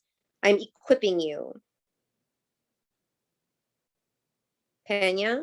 Like giving supplies to you. Yeah, giving like the necessary tools, maybe. Giving the necessary tools. Flexible, able to bend or adjust, able to bend easily or adjust well to new or different situations. What's a synonym for flexible? Pena? Movable. Movable. Bendy, maybe. Adaptable. What's an opposite? So if you're not flexible, what are you? Kevin? Maybe like not flexible. Okay, a one word opposite. What might you say if you go to gymnastics or something, you see someone who's flexible, but you're not flexible? You might say you're what? I'm hard. Close. Stiff would be the word. Stiff, right? I'm stiff. It's hard to move, right? Stiff. Keen. So keen means synonym we have sharp, and antonym we have dull. So what does keen mean? This can be used figuratively, like you can have a keen mind.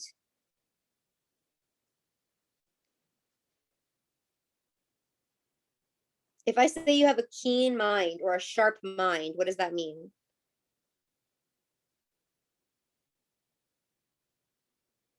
Renee?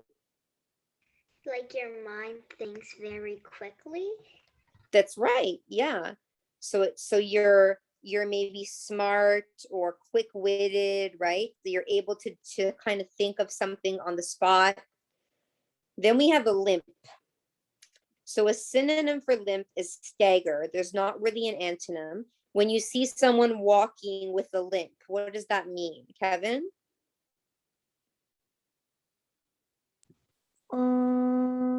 Without a limp. What could be an antonym, yes, but there's not. That's why I'm saying there's not really an antonym. What's the With definition? a limp. Yeah. No, that's a limb. Oh shoot. I was thinking about limb. I'm sorry. So if somebody walks with a limp, maybe they got injured. What does that mean? Uneven way. Uneven, yes. Uneven way of walking or kind of hobbling along. Scurry, to move quickly with rapid little steps. A synonym is scamper. An antonym would be, Kevin? Renee? Run. That's a synonym. I want an antonym. Pena? Slow. Could be, but I'm thinking of what's a word we might use for someone who walks slowly and heavily. Kevin? Amble. Amble? Amble could be one. I was thinking of plod. Yeah. Plodding, right? Plodding along. And then we have shallow. So a synonym for shallow is depthless. And an antonym is deep. The opposite is deep. So what does shallow mean?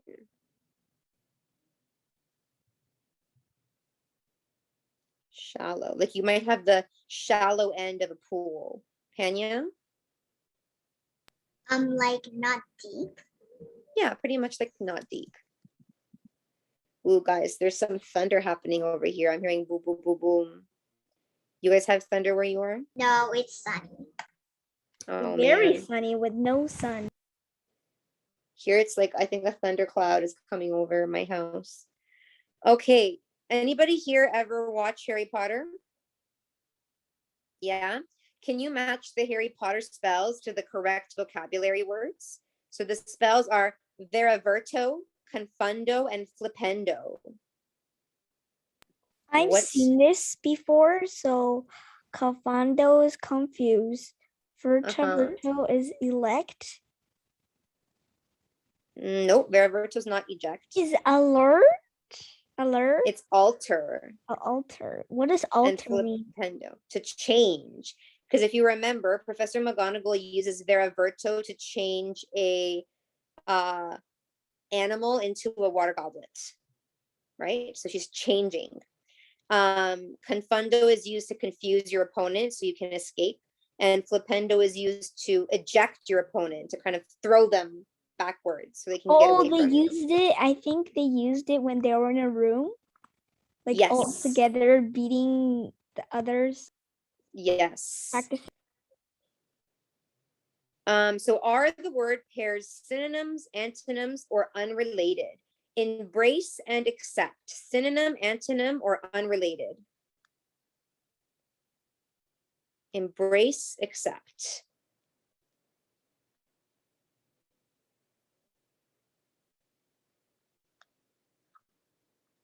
Antonym. No, they're not antonyms. Synonym. They're synonyms. Remember, synonyms means the same. Antonyms means different. Flexible and stiff. Synonym, antonym, or unrelated? Antonym. Antonym. I just heard this. Keen and observant. Antonym. They're opposites? I think Sorry, I think it's unrelated. Okay, Kevin thinks unrelated. Somebody else was answering. What was that somebody else was saying? I think it's synonym. I think it's synonyms. Well, the correct answer is synonyms. Yay. They are synonyms. Limp and happy. Unrelated. Unrelated. And seize and drop. Unrelated. It's literally says the Unrelated. I guess they, or it's synonym. they could be antonyms, because seize is like to grab something, but I guess it's not. Like the opposite of grabbing would be releasing. So I guess, yeah, I guess it's unrelated is better than saying. Seize it's is so to dark over grab here. something. Yeah, seize is to grab something violently. But drop is wee. So what do each of these prefixes mean? Let's review. Un and in means what? Not Not. Dismiss.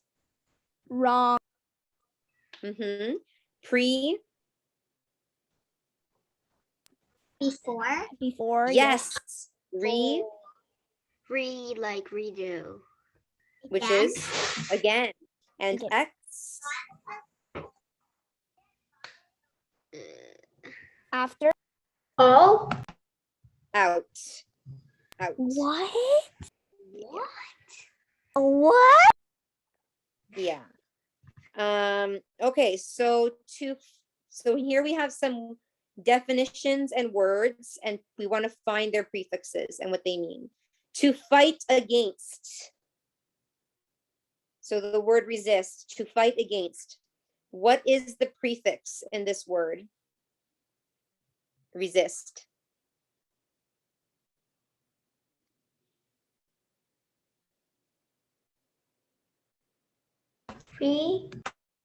Re. And what does it mean in this case? Because in this case, it doesn't mean again, it means something else. Against. Against.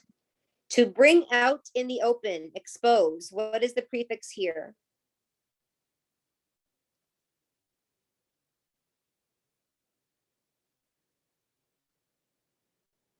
The prefix in expose.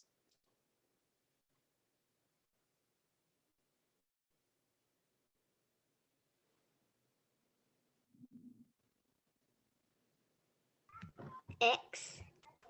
X. And what does it mean? Into. Out. Out, right? Out, to bring out. To bring out into the open. And then I think the next one is pre, and the meaning is before. That's right. Un and Not not. feeling easy. Yeah, this is not feeling easy in one's mind, and it means not. To bring to mind once again, recall. Re and then again. it means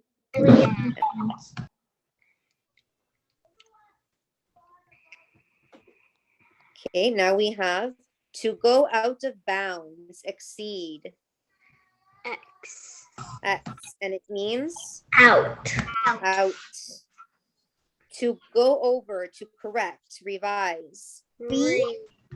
Which means again. To speak loudly, exclaim. X. Out. Out. Speak out loudly. To throw out, eject.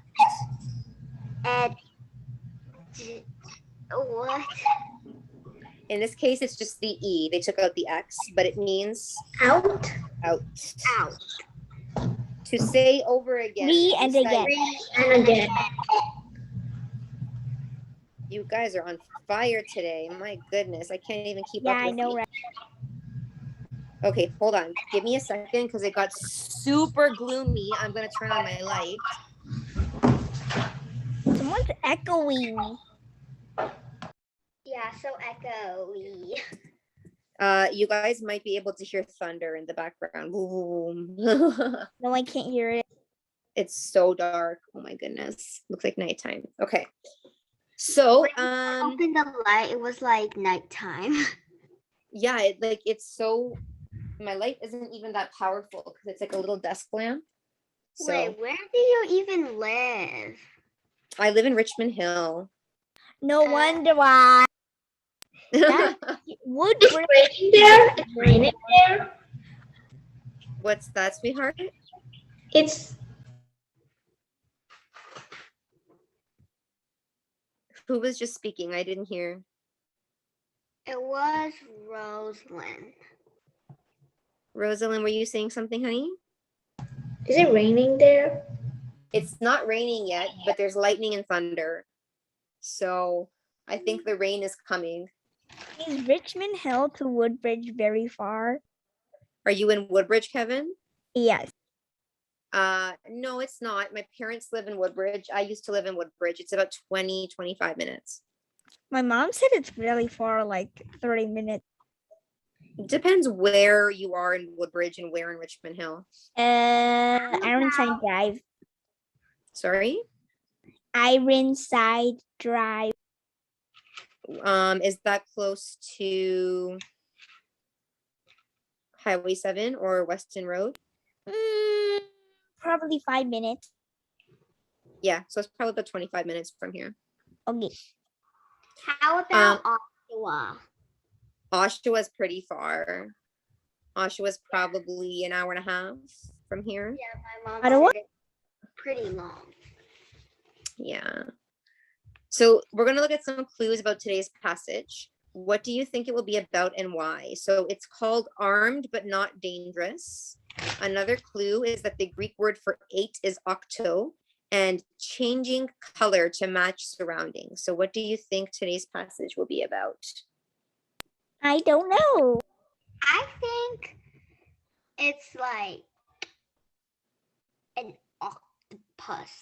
Oh, that's a good one. Octopus. Okay. You have arms. Uh-huh. And then it says the Greek word for 8 is octo, right? So that's a pretty good clue. Jaden? I think it's about how octopuses are, how octopuses are not sometimes not harmful to humans. Okay, yeah. Panya? I think it's an octopus too. Okay, well, let's find out if we're all right. Miss Nicole, Yes, sweetheart. for the last page, there was the emoji. The emoji, and under the sea. Why are you wearing a headband? Yeah, I know. I don't take off that headband on my Bitmoji. It just stays. Maybe it's a waterproof headband. So who would like to read this first slide for us? Tanya?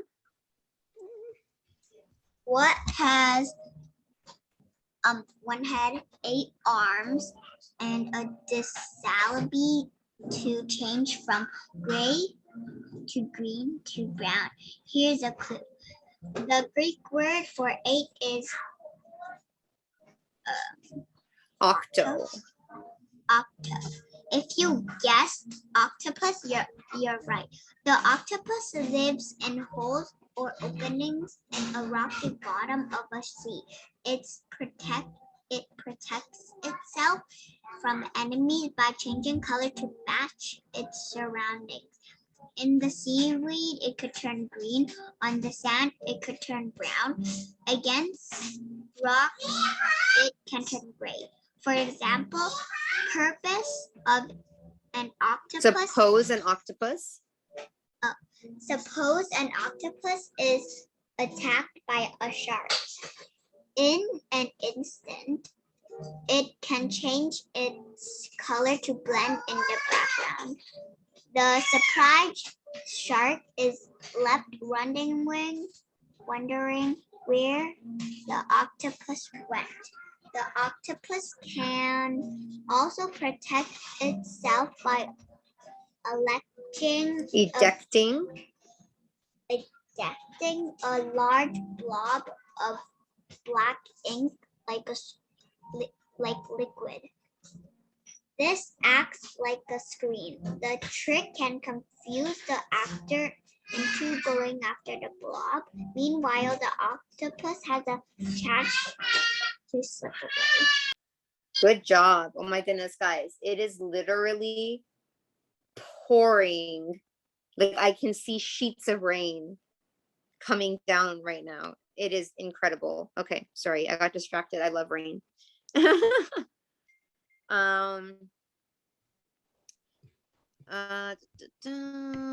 hold on a second.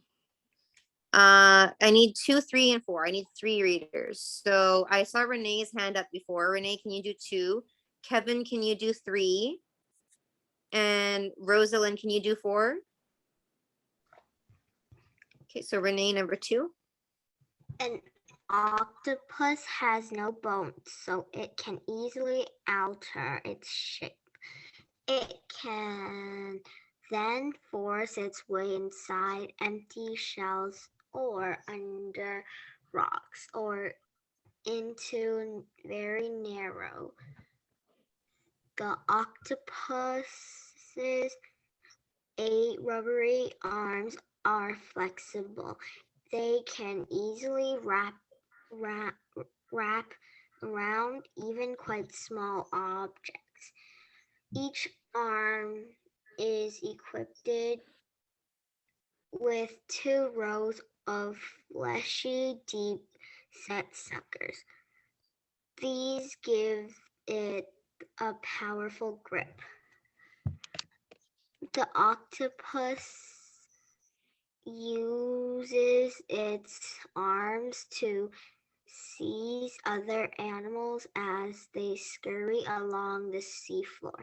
Crabs and lobsters are among its victims. The octopus uses the 2 strong, horny beaks in its mouth to crack their shells, to crack open their shells. Good job. Kevin, number 3, please. The octopus has keen eyesight. It needs sharp eyes because it hunts mostly at night. It has a large brain for its size, and it makes full use of its intelligence to catch food. For example, if an octopus cannot open a clam, it will wait until the clam opens itself. When it does, the octopus will put a stone between the two shells so that they cannot close. Then it gets this juicy clam without having to struggle. Wow. Awesome. Rosalind, can you read number 4, please?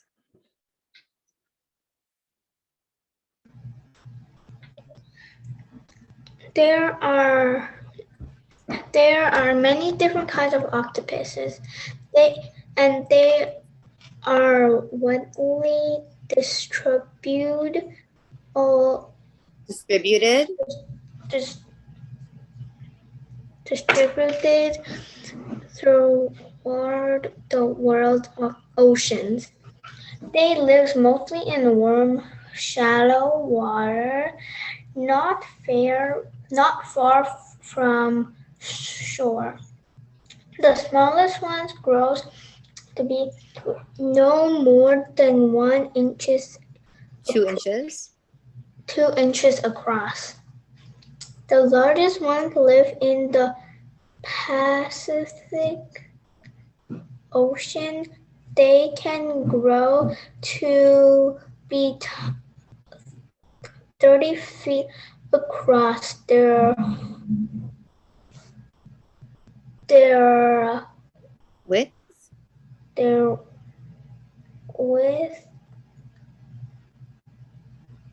Their width is mainly in their arms.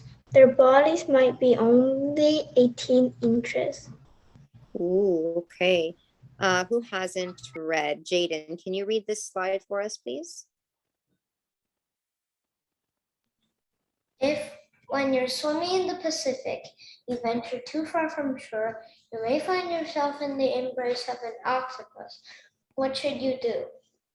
It is best not to struggle. Just let your body go limp. The octopus will probably let you go. Although movies sometimes show them as terrifying and dangerous monsters, there's no reason to fear them. Around humans, at least, octopuses are usually shy and gentle creatures. Awesome. So discussion. How would bones in the octopus's arm affect the way it uses them? So remember the passage talked about the octopus's arms as not really having bones, right? Where is it here? That the octopus has 8 rubbery arms, which are very flexible. They can easily wrap around even quite small objects. How would this change if the octopus's arm had bones in it?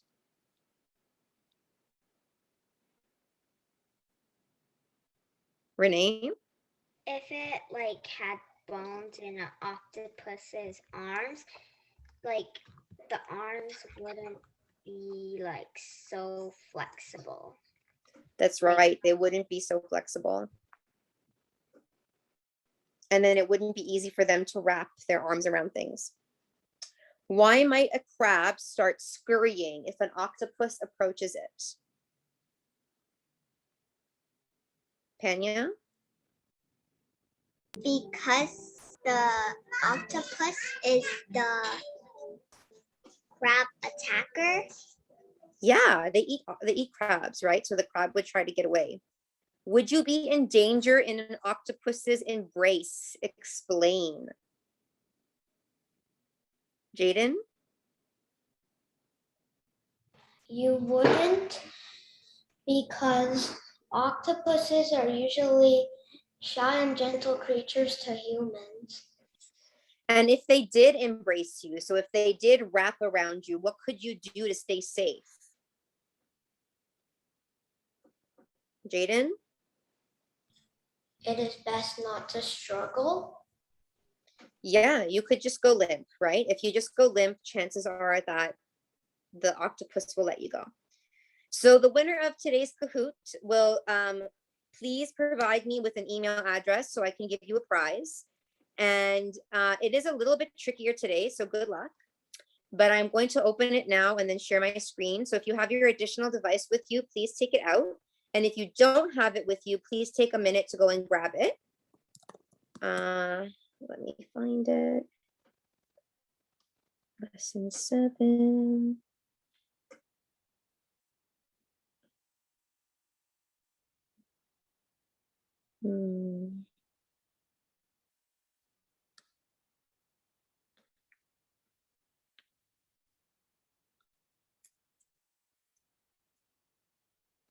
Okay, let me share my screen.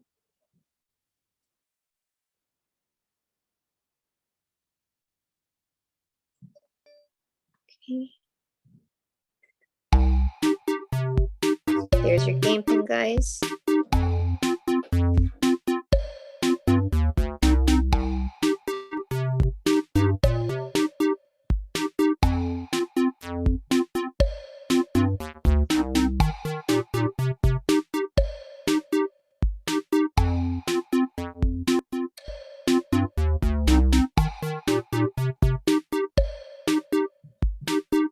Who's missing? Are we missing somebody?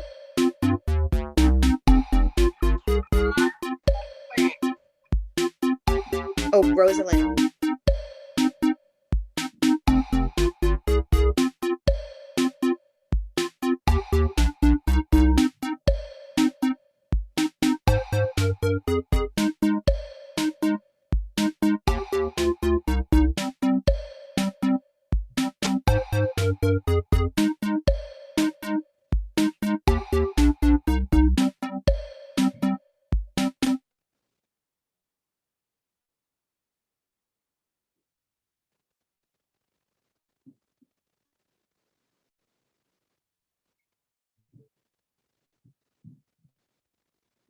Rosalind is not in this meet.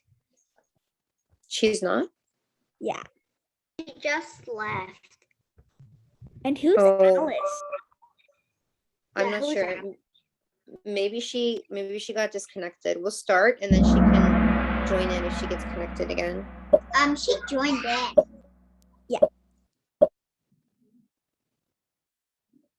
Replace the words in caps with a vocabulary word. The dog's uneven walk was caused by an injured paw. You got to type your answer. So uneven walk, which word that we learned today goes with that?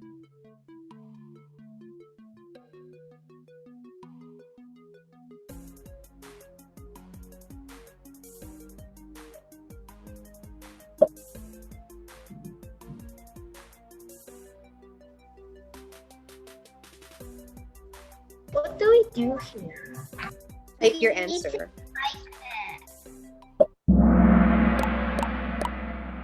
It was limp.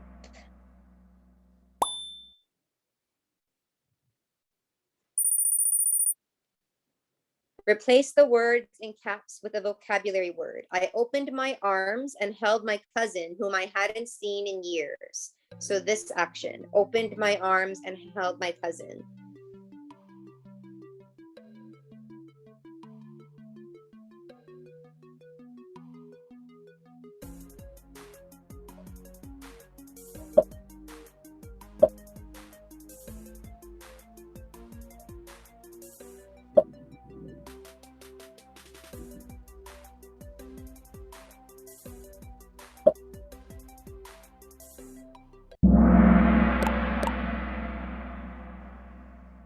Ooh, it was embraced because it was past tense.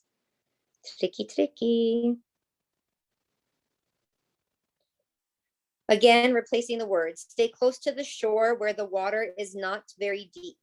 Not very deep.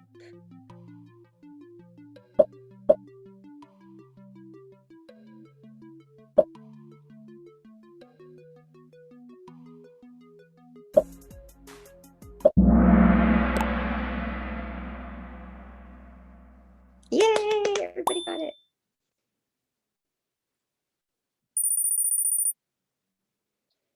The mouse ran with quick little steps away from my cat.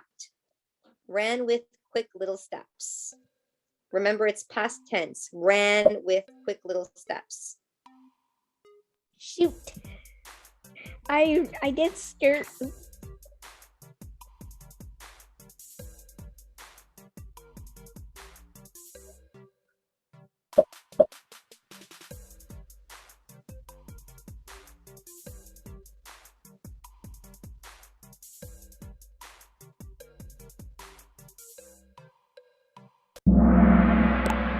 It was instantly. It was scurried. Scurried. Oh, nobody got this. I caught a glimpse of the president for just a short period of time. Short period of time.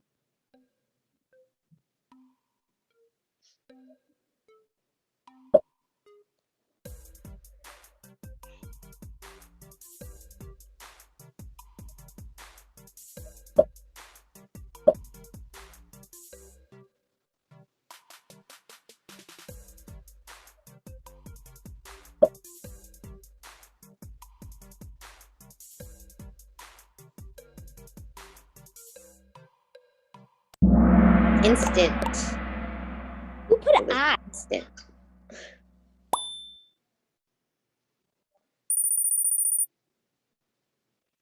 The boxes were given out just in time for Thanksgiving. Given out. We saw this in our infer meaning through context, where the lioness is something the meat.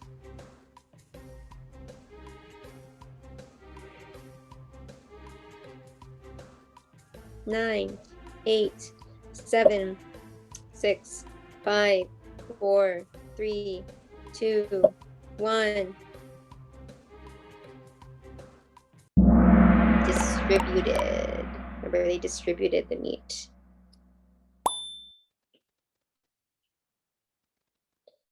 The pilot was thrown with great force from the plane before it crashed.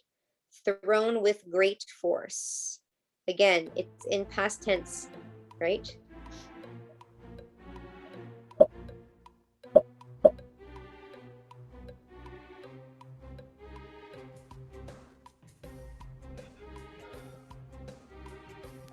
Oh my god, I did past tense. Oh my god. 6, 5, 4, 3, 2, 1.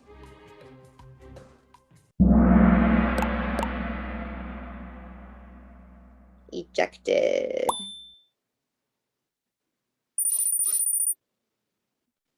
Remy is my second Which victim. of the following can be altered? Select all that apply. What can be altered?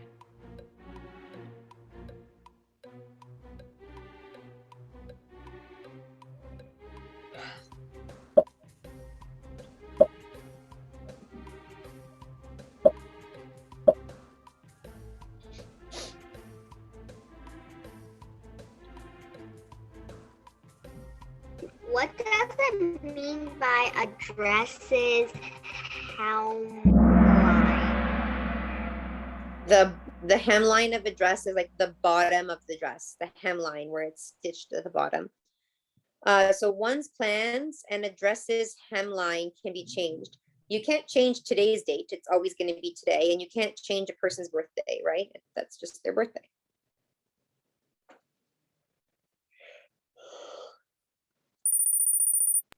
Back to Jaden.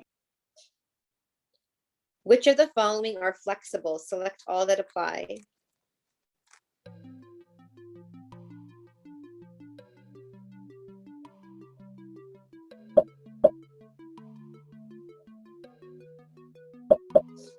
Ooh, good job. Kevin has an answer streak of 3. Stop being so excited. I'm still first place. Which of the following could be given in an instant? Select all that apply.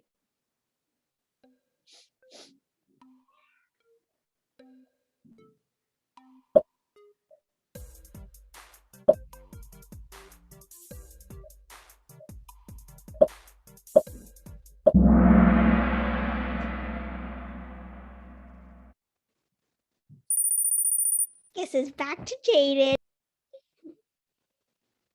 Which of the following could scurry? Select all that apply.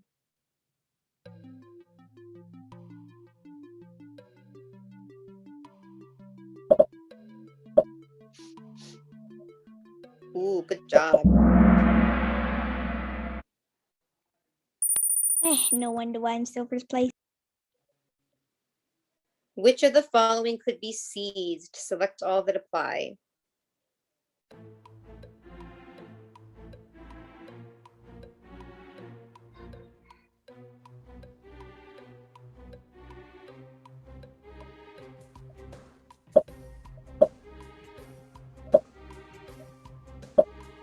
Yes, sneeze can't be seized. You can't grab it. Yeah, you two are still excited, but you can't catch up. Which of the following could be shallow? Select all that apply.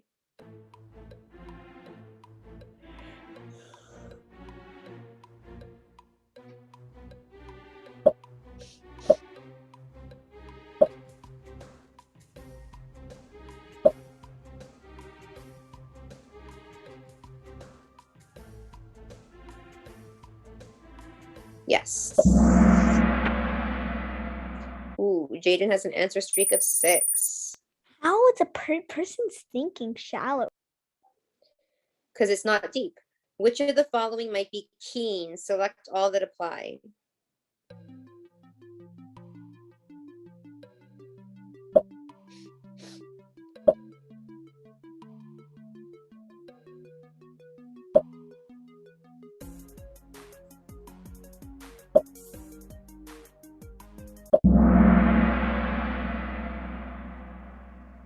So to answer your question, Kevin, you can think deeply about something, right? Like you give it a lot of thought. If your thoughts are shallow, that means that you don't give things a lot of thought. It's just very like surfacey. Surround and encompass are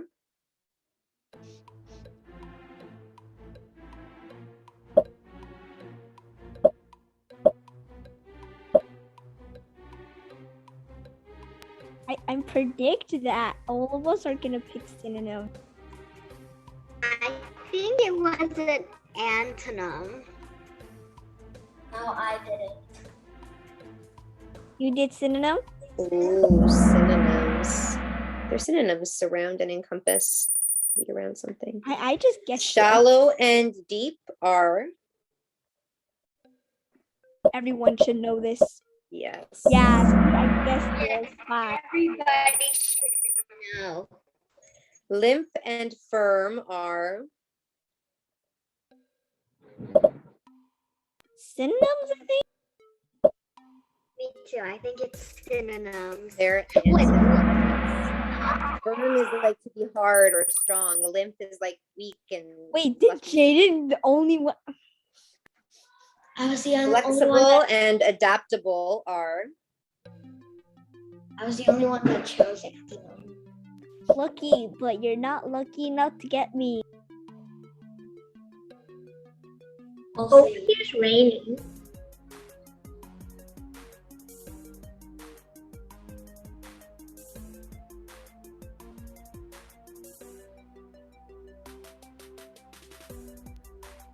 I think mine, the wind is growling. Yeah. the storm is coming over to you now. It's starting. No. Look, mine's sunny there. We still have thunder here, but the rain stopped. The wind is like blowing the wind. Yeah, I thought my tree in my backyard was gonna fall down. A Me prefix and Jaden- is what's a prefix?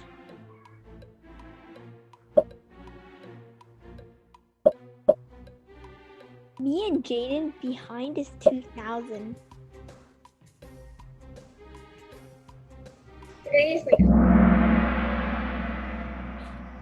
Ooh, Please it's don't a tell me series. Jaden got this. It's a set of letters that comes he before a got root it. word. Jaden's catching Now up to we're you. Now we're The 1000. prefix re means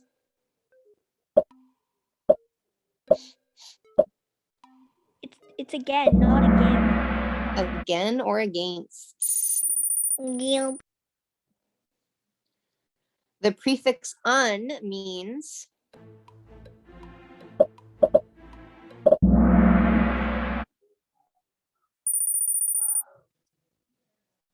Now we're 2000. the prefix x means yes. Like exclude, right? Ooh, 3 players have reached an answer. One of them is me. Change the following word to make it mean say over again. Cite.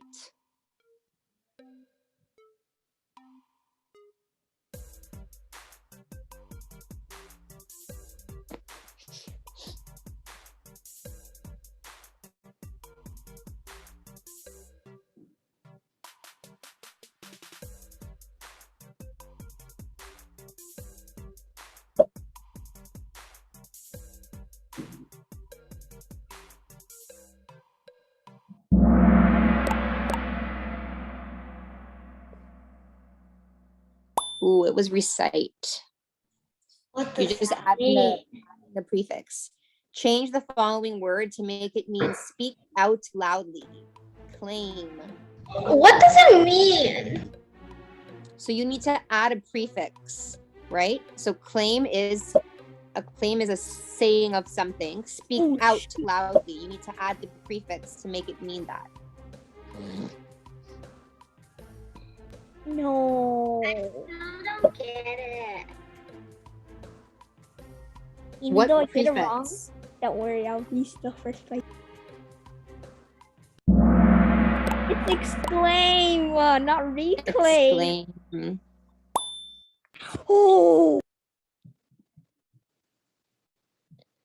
Change the following word to make it mean to not feel at ease. So the word is easy. Change it to mean to not feel at ease. I get it now.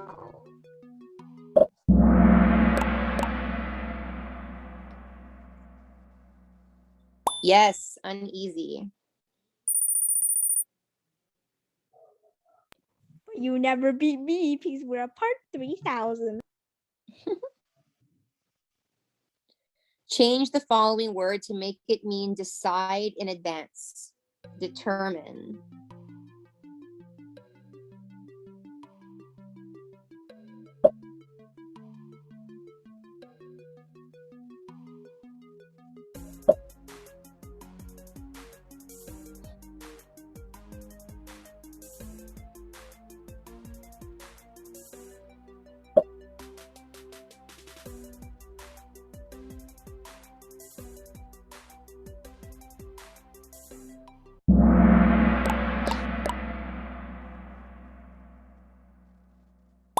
Predetermined. I wrote undetermined. Well, before is pre, right? Why does an octopus sitting in seaweed turn green?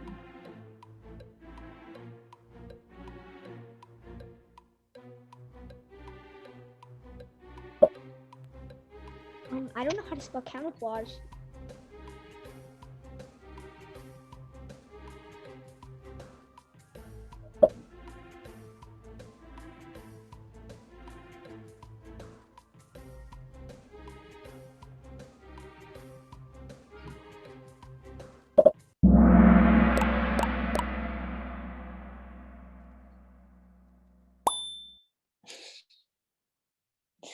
That's a tricky one. You should be laughing. How long does it take for an octopus to change color? It was an instant. Because I know how to. I watch Mallrats. Why does the octopus make a screen?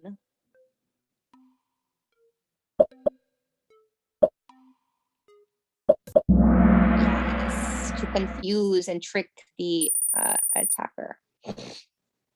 I just guessed. How does its lack of a skeleton benefit an octopus?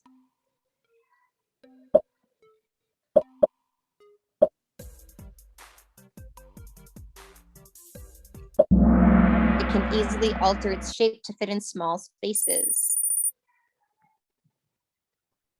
No. You How two are is the teaming up. octopus equipped to grip things?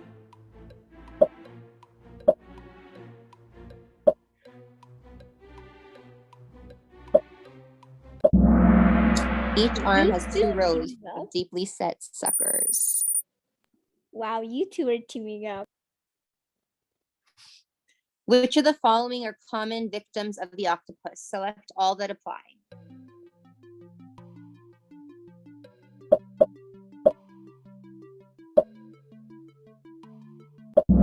It was crab and lobster. Fill in the blank. The octopus has a blank sense of sight.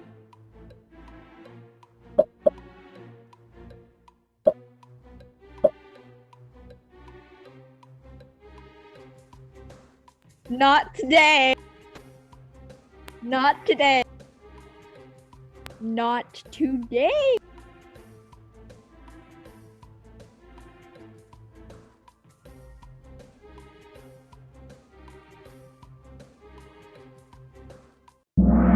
Keen.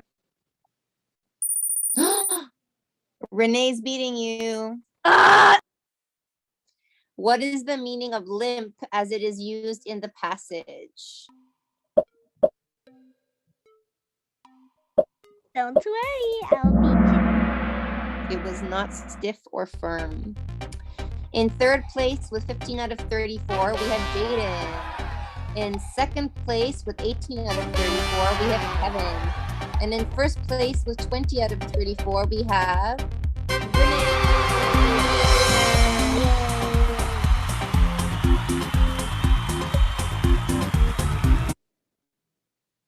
Wow, only 42% of the answers were correct. Okay, so let me explain the homework. Hold on, I keep forgetting that that one doesn't work anymore. I don't know why. So there's a cumulative vocabulary quiz. So that means it's going to include some vocabulary from previous lessons. An opinion essay worksheet, which is basically a mixed up essay that you have to put in order. It would have been the second draft of your opinion essay, but because we didn't do the opinion essay last week, we're going to do the opinion essay this week. So remember I said to only look at the outline. For this week, you'll actually try to write a first draft of your opinion essay. Okay. And I will again re-upload it under today's lesson so you can see the instructions and everything. And then there will be some sentence and sentence fragment worksheets. Any questions? No. Renee, do you have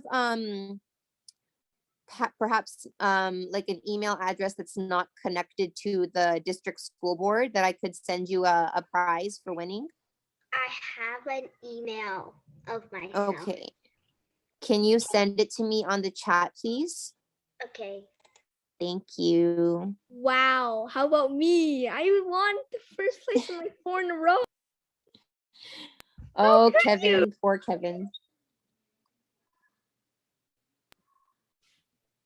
Next time, no prizes for any of you. We'll see about that, Kevin. You got 3rd place. You could have got 2nd place, man. Well, you didn't win first this time. I love the These friendly. you two are teaming up. I love the friendly competition. It's great. Okay, guys, so I'm going to go upload the homework for you guys, and I'll see you all next Saturday at 4 o'clock again, okay? I sent the email. I saw Renee. Thank you. I'll send you an email shortly, okay? Okay, bye. Bye. Bye.